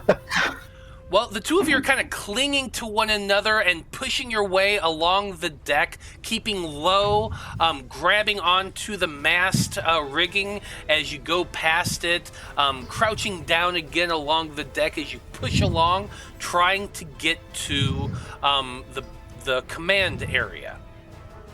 You can see that door is closed once again down here to the south, but it is clearly visible. You make your way to there, kind of grasping onto whatever you can hold on to. It does take you right against the edge. I would like the both of you to roll to resist the urge to look over the edge. So both of you roll for intrusive thoughts. You're going to be rolling. I feel like this has to be a D12. And you're trying to aim for a 5 again.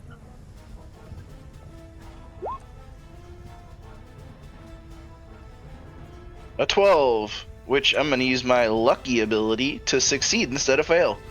I like it. Oh, wait, I have to spend effort. But yeah, I'll do it. Oh, that's 10. Yeah, go ahead and spend that effort, but you can do that.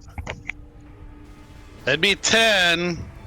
Zolos, you're right there as you get to the door. You can't help yourself but glance over the edge, and you can see the most amazing sight, but horrifying at the same time. There Can I see you Russia see, from my house? Is that what you're saying? Well, what you can see is the planet Loroupa. Loroupa is unique in the fact that there is a gigantic tree that's thousands upon thousands of feet tall, whose roots are holding the mantle of the planet it grew out of in place, surrounding it. So imagine a gigantic broken up planet with a continent on each of the broken pieces clung together and held in place in a kind of broken eggshell-like way by the roots of the biggest fucking tree in existence. You glance backward and you can see the full totality of Loroupa down below you. It's massive. It's like, astronauts in the space station looking down over the globe. It's one of those types of visions. It's incredible. You can't even begin to grasp at the fact that you're away from your home by a distance that's hard to really fathom at this point. You have the most pure form of what's the word I'm looking for? Of you know the sensation when you're looking down over the edge of a cliff? Vertigo? The vertigo. Yes, that's the word. You have the most extreme sensation of vertigo you've ever felt in your life as you glance over this edge. I need you to roll to not throw up. If I can do the headless guy, I can hold my lunch here, I hope. Yeah. Roll a d10. Let's aim for a 6.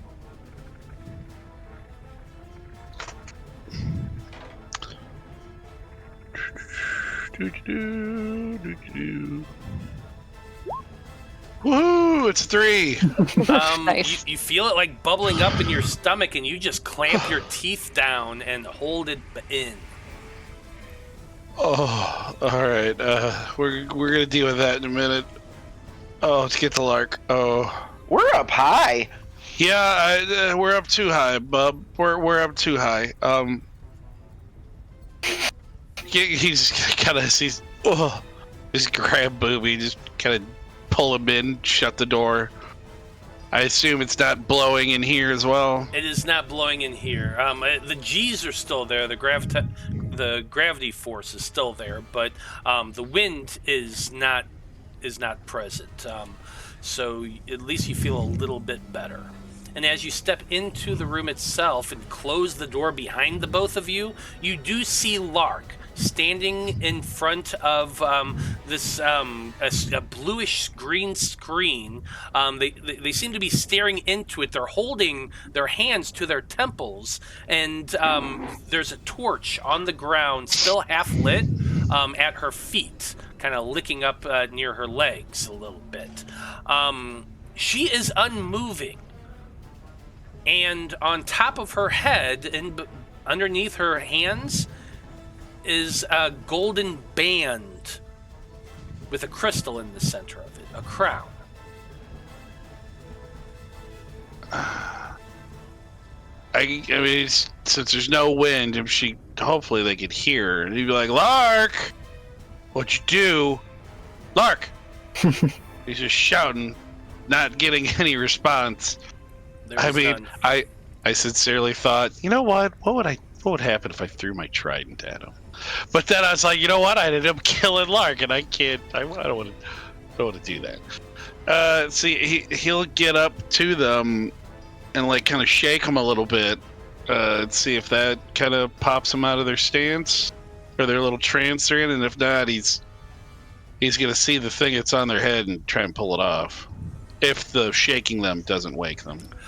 Shaking does not. You run over and grab Lark's shoulders and shake her really hard, and there's no motion. Like, she barely moves at all. No shake weight. No shake weight. I mean, yeah, I guess he'd go for, the only thing that's different. Do they look like they're in pain? Or are they just kind of like whatsoever. Eyes closed in a trance? Give me a spot check real quick. You're aiming for a 6.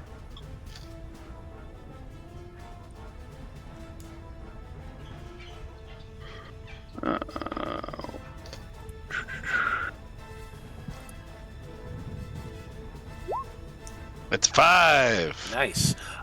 Like, her eyes are completely rolled up inside of her head. She has nothing but whites there. Her mouth is like, it pursed a little bit, almost like she's angry. But other than that, like, she's definitely in a trance. There's no reaction whatsoever to anything you're doing by just touching her or whatever. I guess he'd stomp out the torch too that might set them on fire. And then he's gonna try and pull the crown off. Okay. I need you to make for me a strength check to try to grab this and pull it off of her head. Boomy, what are you doing while Zolos was examining Lark? I'm looking around here to see if there's any, I don't know, off switch. That's starting to hurt my eyes. I'm done. That's fair. Okay, give me an investigation check. Any kind of switches or levers or something like that. What'd you say my DC was going to be? This is going to be a 5. That's 4.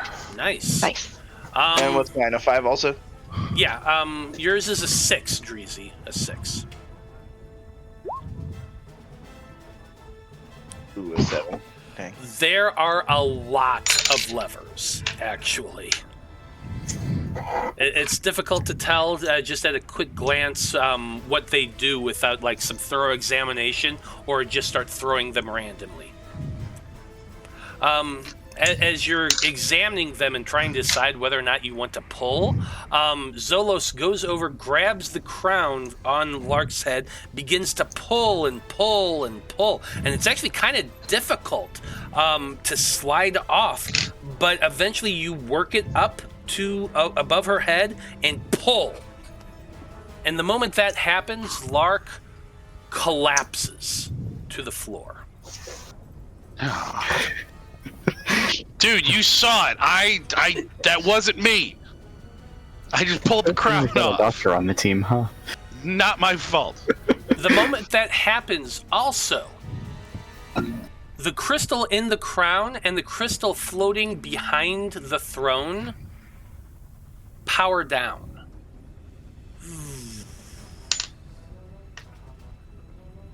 And you hear this mechanical throughout the entire ship. All of you do. Dr. Bloom, I need you to make that medicine check by this point, trying to get that thing out of Skarn. Can I spend effort to assist Dr. Bloom, or is that not an option since I'm on the table? I'm going to allow it. Maybe you could hold the lantern up this time next year. Yeah, this is sort of how I figured out how my physiology works. I hope that helps. Hope so too. I'm still rolling d8s. Still rolling that d8. And what is my difficulty again? The difficulty for this is going to be a 5. Okay, cool. Come on. It's a 1! Yeah. There you go. You have Skarn down while they're holding up the lantern. You're digging around with those forceps. You can feel it there. It's like trying to grasp onto an oversized jelly bean with a pair of chopsticks. And like it slides a few times, and you have to like get the pincers around and through there. And Skarn, this hurts. It is extremely painful, but you're able to grasp it and pull and pull and pull, and it makes one of those sounds as this odd ovular. Well, imagine like a purplish tick, but without the legs. And that's kind of what it looks like as you pull this thing out, and it starts thrashing a little bit and wiggling. You have to you're going to have to grab onto a glass container or something to get it in there real quick. Give me a dexterity check. This is your fine motor control. So if you have anything that might help with this, you can make that argument now. To get it in there, you're going to be needing to roll a 4.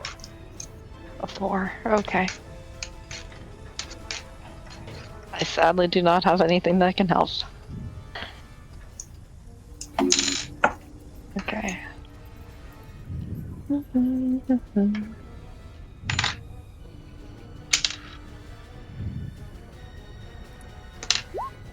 It's a 3! Yes! Nice. It's slippery and like you're holding on to it while grasping a beaker. You grab it, you throw the thing in there and push a stopper into it real quick. About the same time, the G's lessen, and you no longer feel that pressure against you.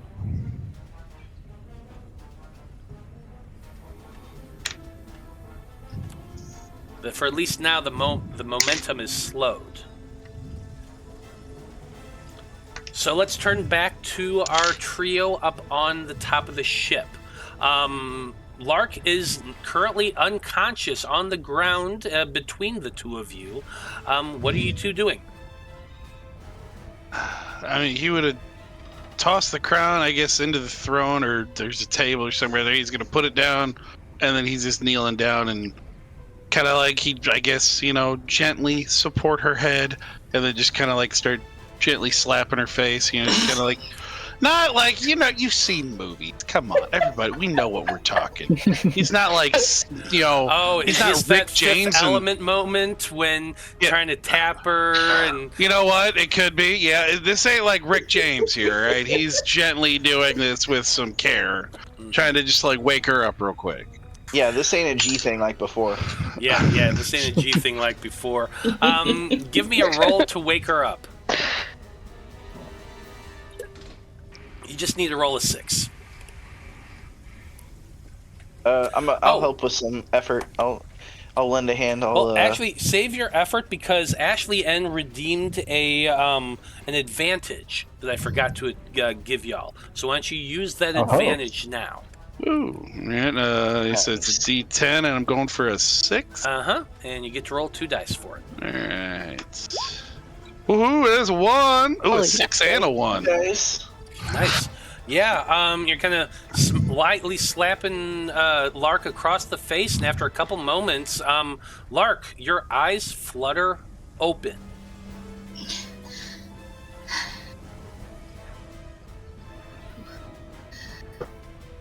Oh. How's it going? Whoa.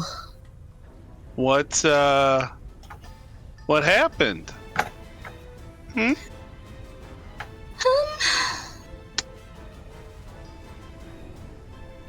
Did you find anything interesting up here?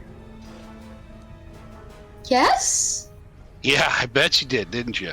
How, I guess, is this, I mean, I guess just the front area is glass? Just and the rest of it's, area. all right. He goes, I just want you to take a look, just take a look out the window. I guess they know it's a window, right? Yeah, we have windows back Yes, home. you have windows. We're not in Loroupa. savages. We know how to melt sand. Just look out the front there, and what do you not see? If the first word that came to your mind was the forest we're in, you win the prize. What'd you do? I wanted to get away. It's been a lot. What? I just wanted to get away from. Well, we did that. I think we did that a little too well. What exactly when did the getting away thought come in? Before or after the magic doodad over here? Dreezy's got his notebook out, taking notes. Like, interesting. Thought controls the machine. Yeah. Well, you know how Skarn had the thingy? Well, when I put it on, it felt cold, and I was afraid that I was gonna get a thingy, and so I wanted to get away. I wanted us to be safe. Well, we're away. We're away from home, that's for certain. I don't know what we're doing, where we are. It's not really my thing. Can you get us back? I mean, Can we get home? I know how boats work. Well, I know how boats work too, but I didn't know this was a boat. In fact, boats go on the water. We're not in the water. So what is this thing we're on? I don't know. It didn't, when you were thinking of getting away, it didn't tell you anything? Trees, see if there's like booklets around here, instruction manual, textbook. Good thinking. We better not pull any of these levers at random, although it looks fun. Well, Man. but we can't. We haven't been able to read any of the other things that have been written around here. So. Well, maybe there are pictures. I like books with pictures. Do you like books with pictures? They're much better. Picture tells a story too. Just as good as words. I love a diagram and a schematic. Is that what those are called? You know what? Yeah, I want those. See if you can find those. And he will look around, because I guess on the ships he's been in, like they have like a little. I mean, I would like to think it's a little more sophisticated than the can on a string thing, but like almost like a pipe that would be like up top. They can talk to the people down below. Oh yeah, absolutely. There's maybe a small set of tubes. There's like 8 tubes in total that you should see in a row. Over here, actually right here. Right. towards the back.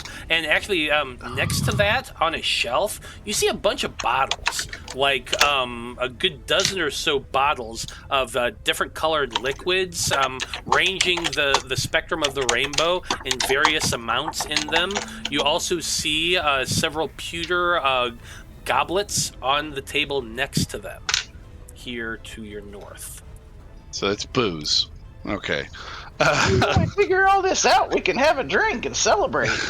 Oh, we're gonna need a big drink, buddy. I mean, if he can see the thing that looks like what he's looking for, I guess, I'm assuming they have the script on them, or do they have symbols of any kind? There are some symbols on the brass itself, like kind of like indicating which room it goes to. But, but they're all in a language you don't recognize.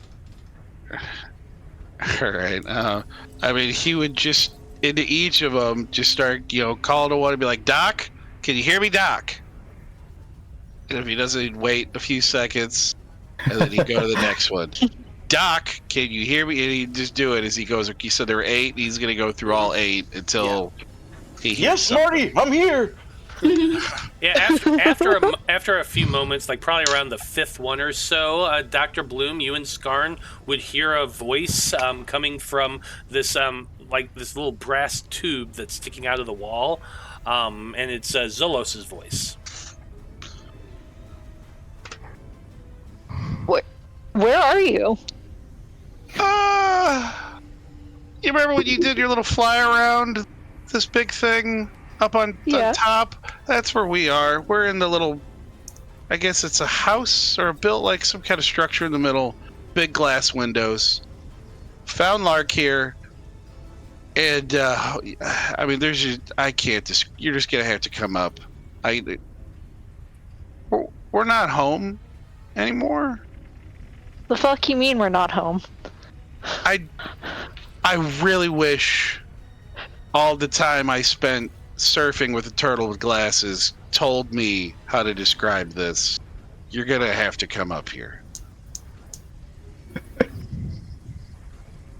What? Fine, let's go. He spent a lot of time in the water with this. Yeah. I'm sorry. Yeah, no, they're not sorry. You didn't hear that. They touched things without knowing what he wouldn't say that. That's a dick move. He goes, yeah, just the stairs. They're right next to the table in the center contraption in the middle. Just you find your way to the top. Are we able to breathe outside this room? I mean, I am asking that. Obviously, Zolos would know. Well, I mean, you Zolos were running across the deck as you broke the atmosphere, and you were breathing as you were walking across. Yeah. So, I mean, luckily, you know what? He doesn't know that there's no oxygen. It's no vacuum in space. So he's like, yeah, you guys, how's big fella? How they doing? How's my granite soldier? I imagine by this time, Dr. Bloom, you've at least bandaged but them. alive. Yeah. Cogent now. Well, that's different. If they feel up to it, bring them with. Gotta finish bandaging them up, and I think we're good to go. Never Let's do this. had a hole drilled in me before. I really don't know how that's gonna heal. We'll keep an eye on it. Absolutely. What is your medicine skill?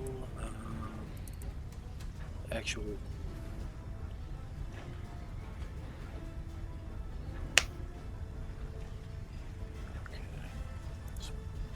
I would say that give me just one more medicine check, Dr. Bloom, to see whether or not you've been able to at least patch up Skarn enough to give them a hit point back.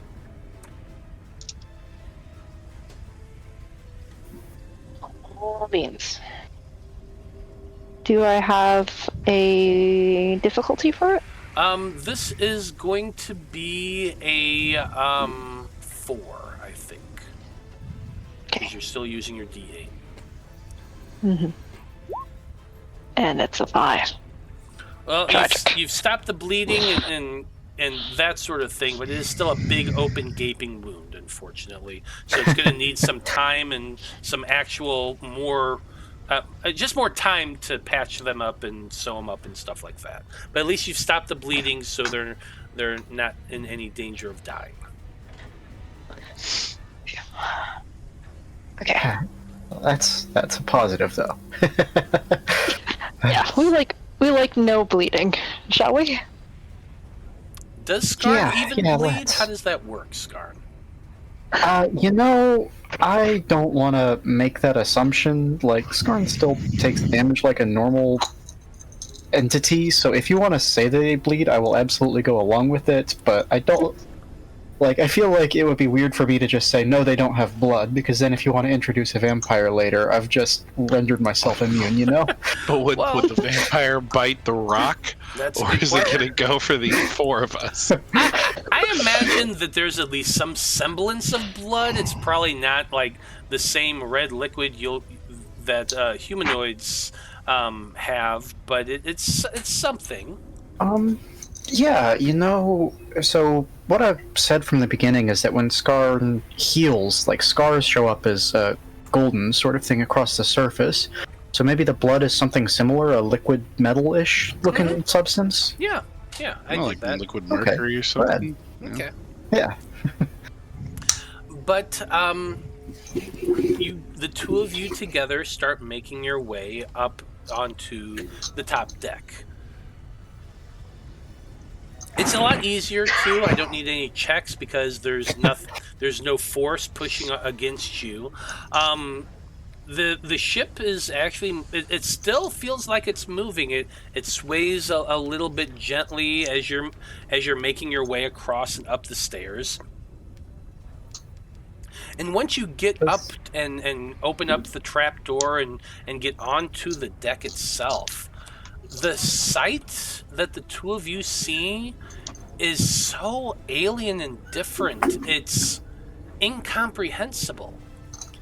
At first, when you're looking about, like, you see the full sails of the ship just full of air, which doesn't make sense in one way, as your eyes go past that and just see the blanket of blackness with little pinpricks of light in the distance. Just the pure awesome totality of emptiness that is all around you.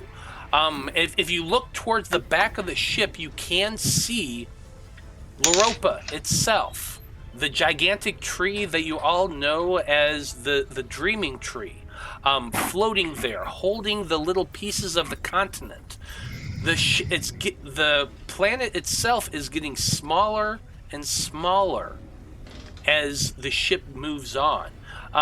While you don't feel the hum and the thrust of the engines, you can still feel that the momentum is carrying you all forward.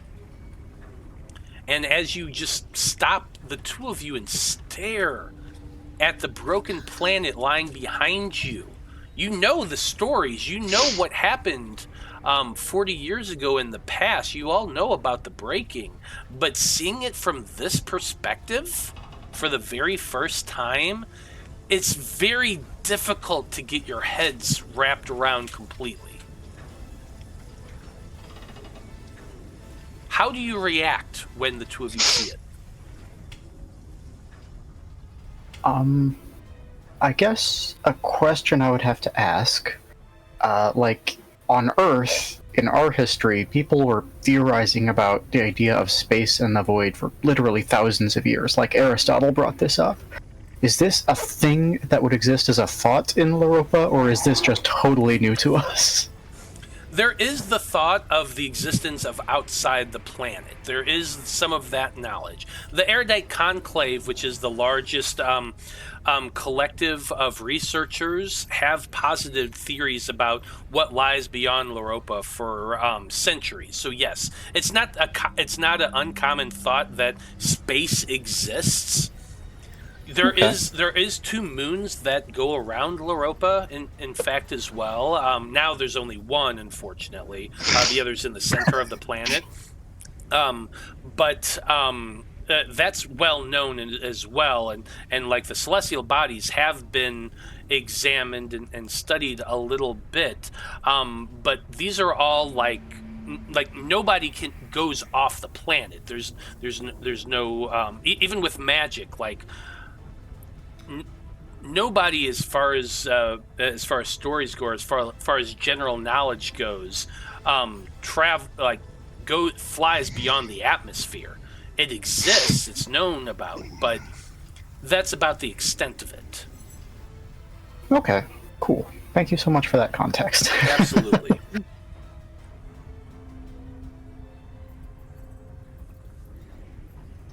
What? Okay. Did we teleport? Where? When? How? Oh, this is really good. Oh, this is great. How did we... We're okay? Seems like we're breathing. Great. I need to... I think Skarn just flat sits down on the deck and starts writing in that little notebook of questions it carries.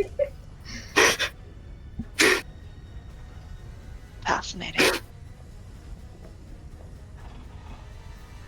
I think Dr. Bloom, while amused and super stoked for Skarn and all of the questions, is thinking, Lark was still injured last time they checked, so I'm rushing over to try to find, the other person who, was in grave danger of suffering from their injuries. So that's... I'm guessing the shiny glass thing. Yeah, the shiny glowing glass thing is the room is lit up. The interior is lit up. You can absolutely see on the other side of the glass your friends kind of moving about in that space. Thanks. I assume the lights are still on in here too. Yeah. Is this like it looks like a ship's wheel, similar to an actual sailing ship? Yeah, it actually does look exactly like one, like one you'd find on on normal vessels on Loroupa. He'd approach that. He'll see, Skarn sitting down. He'd see Dr. Bloom. He just kind of like wave through the glass. Hopefully they see him. And then he's going to start looking at this wheel and just kind of, I guess, is it kind of like gently moving with us moving through not the atmosphere? At all, or actually. It's not moving at all. And then, he would start investigating that, and he would almost try and, turn it to see if, it actually operates. Because Lark mentioned ship. He's looking at this, he goes, maybe this is. And he'll start playing with that. Well, give me an investigation check. I feel like you're aiming... you have some knowledge about ships, and so let's call this a 5.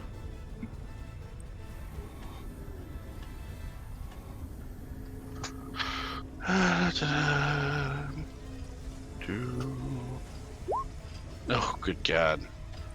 That's a 10. Well, so you're examining it, and while yes, it does appear to be a wheel of a ship, like on naval vessels that you've been on before, that's where the similarities end. There's an odd sort of device in the center that sort of looks like a compass, except there's no real north because it's like flat facing, and it seems to be moving side to side, like there's this line here, and it kind of wobbles back and forth like this. The wheel itself is locked in place, like you kind of push on it a little bit, and it does not budge whatsoever. Yeah, there's something else that they got to do to, So he's not gonna fuck with anything, because he is definitely not smart enough for that. And he doesn't have any compulsions to put on shiny things, so he's just gonna chill and wait and just kind of keep looking around. I mean, he's lost because this is way. I mean, good. He's a good fighter. He's a good, wrestler, swimmer. But this stuff is. He doesn't know anything, and he's not arrogant enough. I know that's one of my character flaws, but he is not that arrogant to just assume, oh shit, yeah, I know what I'm doing. He's arrogant enough to get himself into trouble, but not to kill everybody else. Well, shit, I take that back.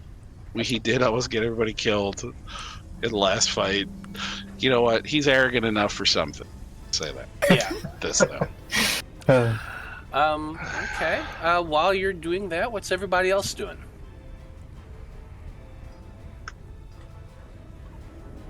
I think after a few minutes of just rapidly writing, occasionally like pulling stuff out of its pockets to toss it up in the air, see if it reacts, if it floats off, anything different. Like maybe if they're just connected to the thing somehow, Skarn will eventually walk over to the rest. And what kind of is? Before you walk over there, what kind of things are you throwing into the air? Like, how are you trying to experiment? Honestly, just whatever random trinkets would be in its pocket. Given its nature, probably some sort of primitive fidget toy, maybe a couple of coins, just to see if they float off or if they're like anchored the way we are. Okay. And like, are you just like tossing it into the air, getting higher and higher and higher? Mm-hmm. Okay.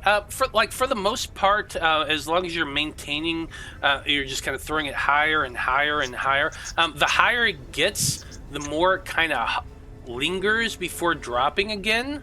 Like, I don't know if you know this, but like at a certain point if you're in an airplane and it goes high enough, you can throw something in the air and it'll just hover there for a moment before gravity catches it again.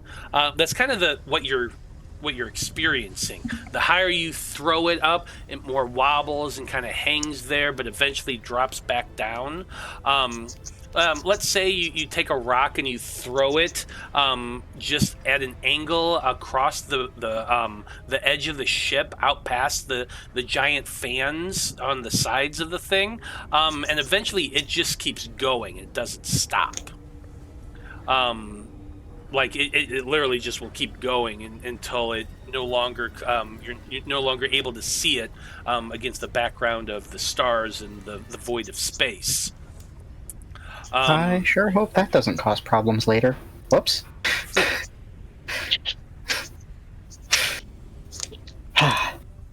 Okay. From these tests, does it seem like you say throwing stuff higher? Is there a height threshold that I'm looking at? Like, so you kind of like. I don't feel like you're strong enough to throw it beyond the edge of the mast. Okay. Because the mast is like really super definitely tall.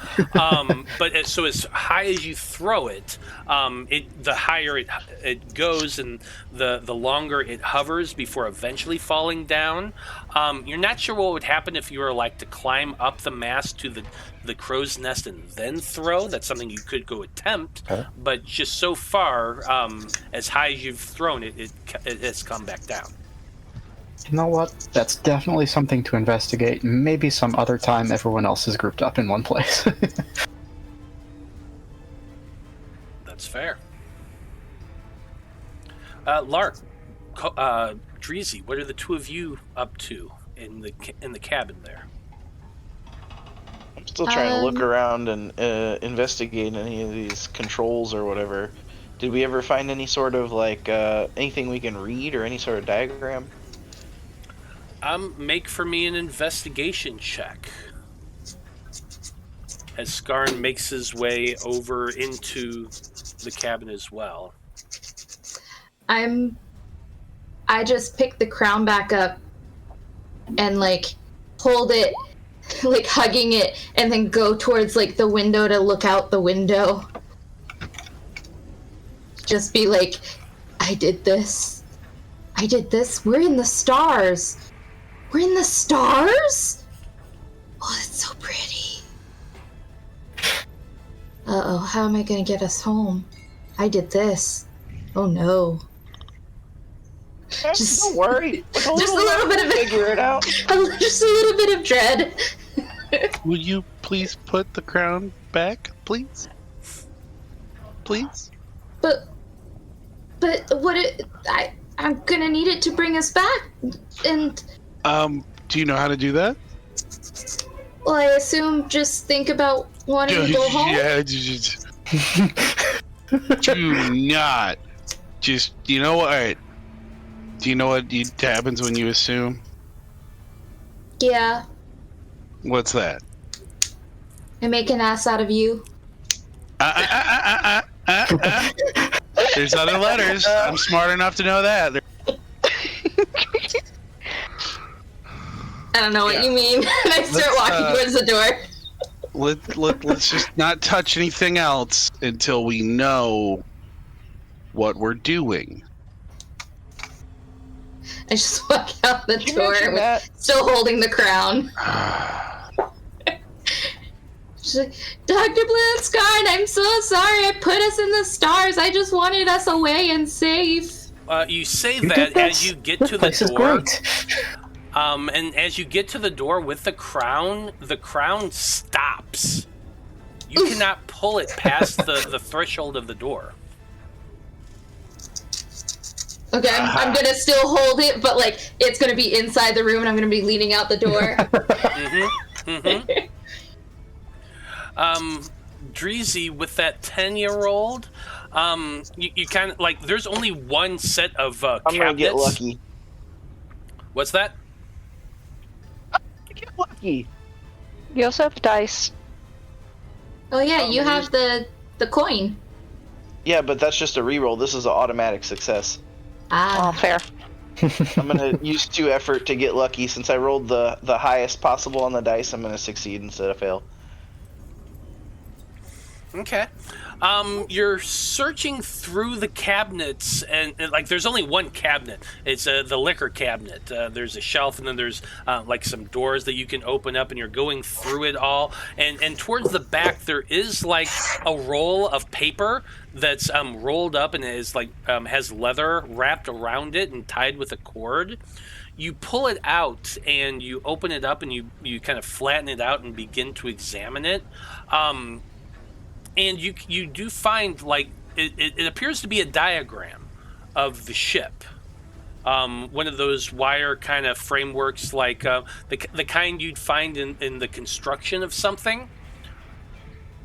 Okay, there's 4 pages of it in total. You're kind of looking through it, and it shows the different levels of the ship.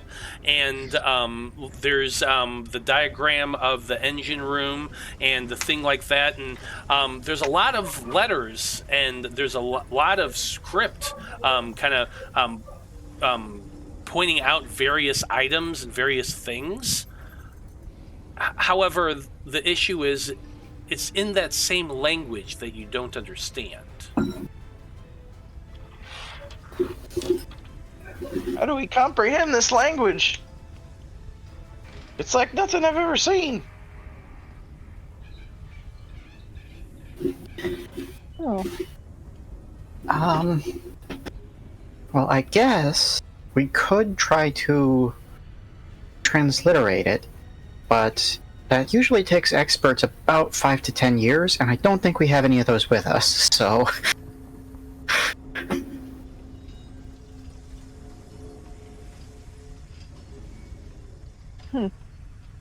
It's...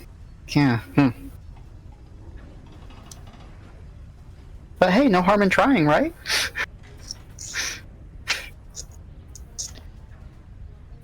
Are there any symbols on these blueprints or schematics that match any of the visuals in the space? Like, does it seem like a simplified drawing of the helm wheel or any symbols of the crown on there? Some sort of clue? There's different clues and context clues, and like as you're sitting there examining it, you can like, okay, yeah, that obviously is supposed to be the wheel. This contraption is this thing over there. This thing is that over there. Like you can kind of correlate a little bit, and like underneath it is more script that's kind of written out and stuff that you're guessing it might be like explanations on things.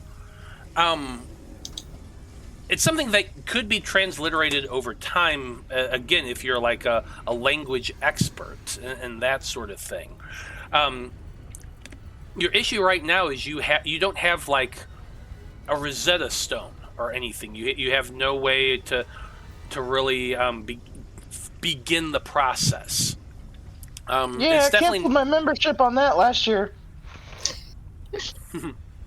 Yeah. So, like, the best way to put it, it's not something that can be done in a few minutes. Could you sit down and begin trying to work it out? Like, you have a lot of things with script and actually, like, if you take the papers and go over to some of the machines and look on them, you're seeing like similar lettering and that sort of thing. Like, okay, I'm seeing this letter this many times. This has got to be a vowel, that sort of thing. It's just like it's like cracking a code, you know. It takes time.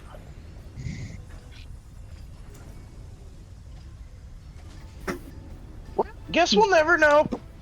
The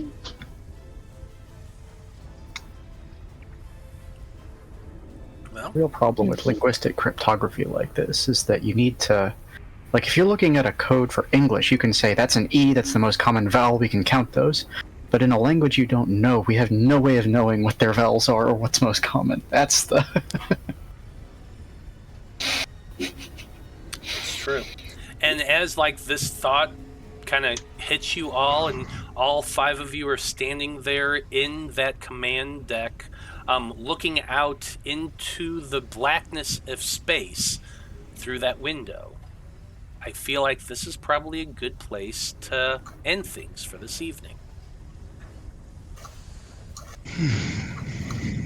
Well, so that happened.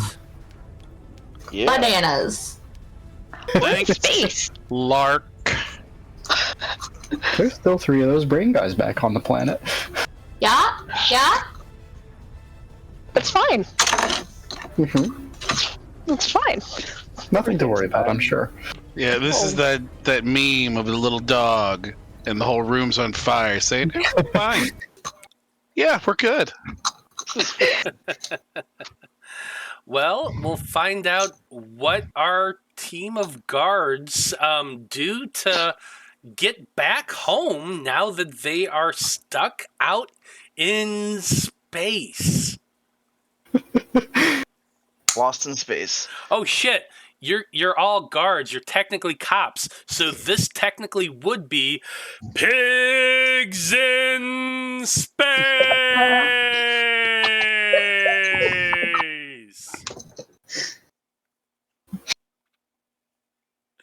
And that's a perfect place to end things.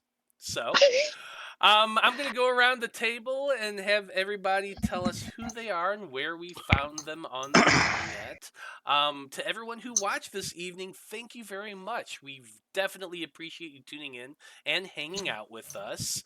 Coins, you're the one who did the recap. Why don't you go ahead and go first? Yo, I'm Coins. I play Dreezy F. Boomy, and if you want to chat with me, my name is Devil Fetish, DEVILFETISH, on any socials. That's where I am. Right on. Nico, you go next. Hi everyone, I play your very ruffled Dr. Ezra Bloom. You can find me at Static Blue Stray on Discord or Instagram. Stoked to be here. Stoked to be in space. Heck yeah. Joe, you're next. Well, I am Zolos Vohnagath. And then also on Wednesdays, coming up this Wednesday, I am Corwin Oliver Goodwood, your beloved halfling cleric there in our Curse of Strahd campaign. But I am at Blood from Stone on X, and I'm usually just fighting with conservatives. So if you want to join on that, come on and have fun with it. Nobody, you're next. Yep, thank you. I'm Nobody. In this game, I played Skarn Ganister. If you'd like to find me online, I'm on Twitter and Blue Sky at Nobody Adams. That's Adams with 2 Ds. I do a lot of stuff. 2 weekly podcasts. Us Weirdos Have to Stick Together, which is about queer representation in cartoons, and The Axe Files, a 9 chapters a week reread of every single Animorphs book in order. And I also play for All on the Table Gaming, a AP company focused on queer and trans storytelling. On the first Saturday of every month, I'm there as part of the Artifacts of Romulus campaign. Right on. Alyssa, go next. Hi, Alyssa. I play Lark, and on the interwebs, you can find me on Instagram at Alyssa Crochets, where you will see I've made a bunch of nerdy dolls and blankets and stuff. Heck yeah, nerdy stuff. Well, as always, I am Matthew R. Dawson, your friendly neighborhood host and game master here on the Random Rhapsody Network. You can find me every Monday and Wednesday right here running games for these awesome people. You can also occasionally find me on All on the Table TTRPG. I'm there the second Saturday of every month. I am also occasionally over on Lost Caravan RPG and a lot of other places. So come follow me and say hi and hang out. We're always doing fun stuff. Well, on behalf of everyone here in the Æther-Shanties crew and everyone with Random Rhapsody, I just want to say thank you, folks. It's been a delight. So long. Good luck. And until next time, may the winds of Æther ever fill your sails. It's filled their sails. Good night. Night. Yeah.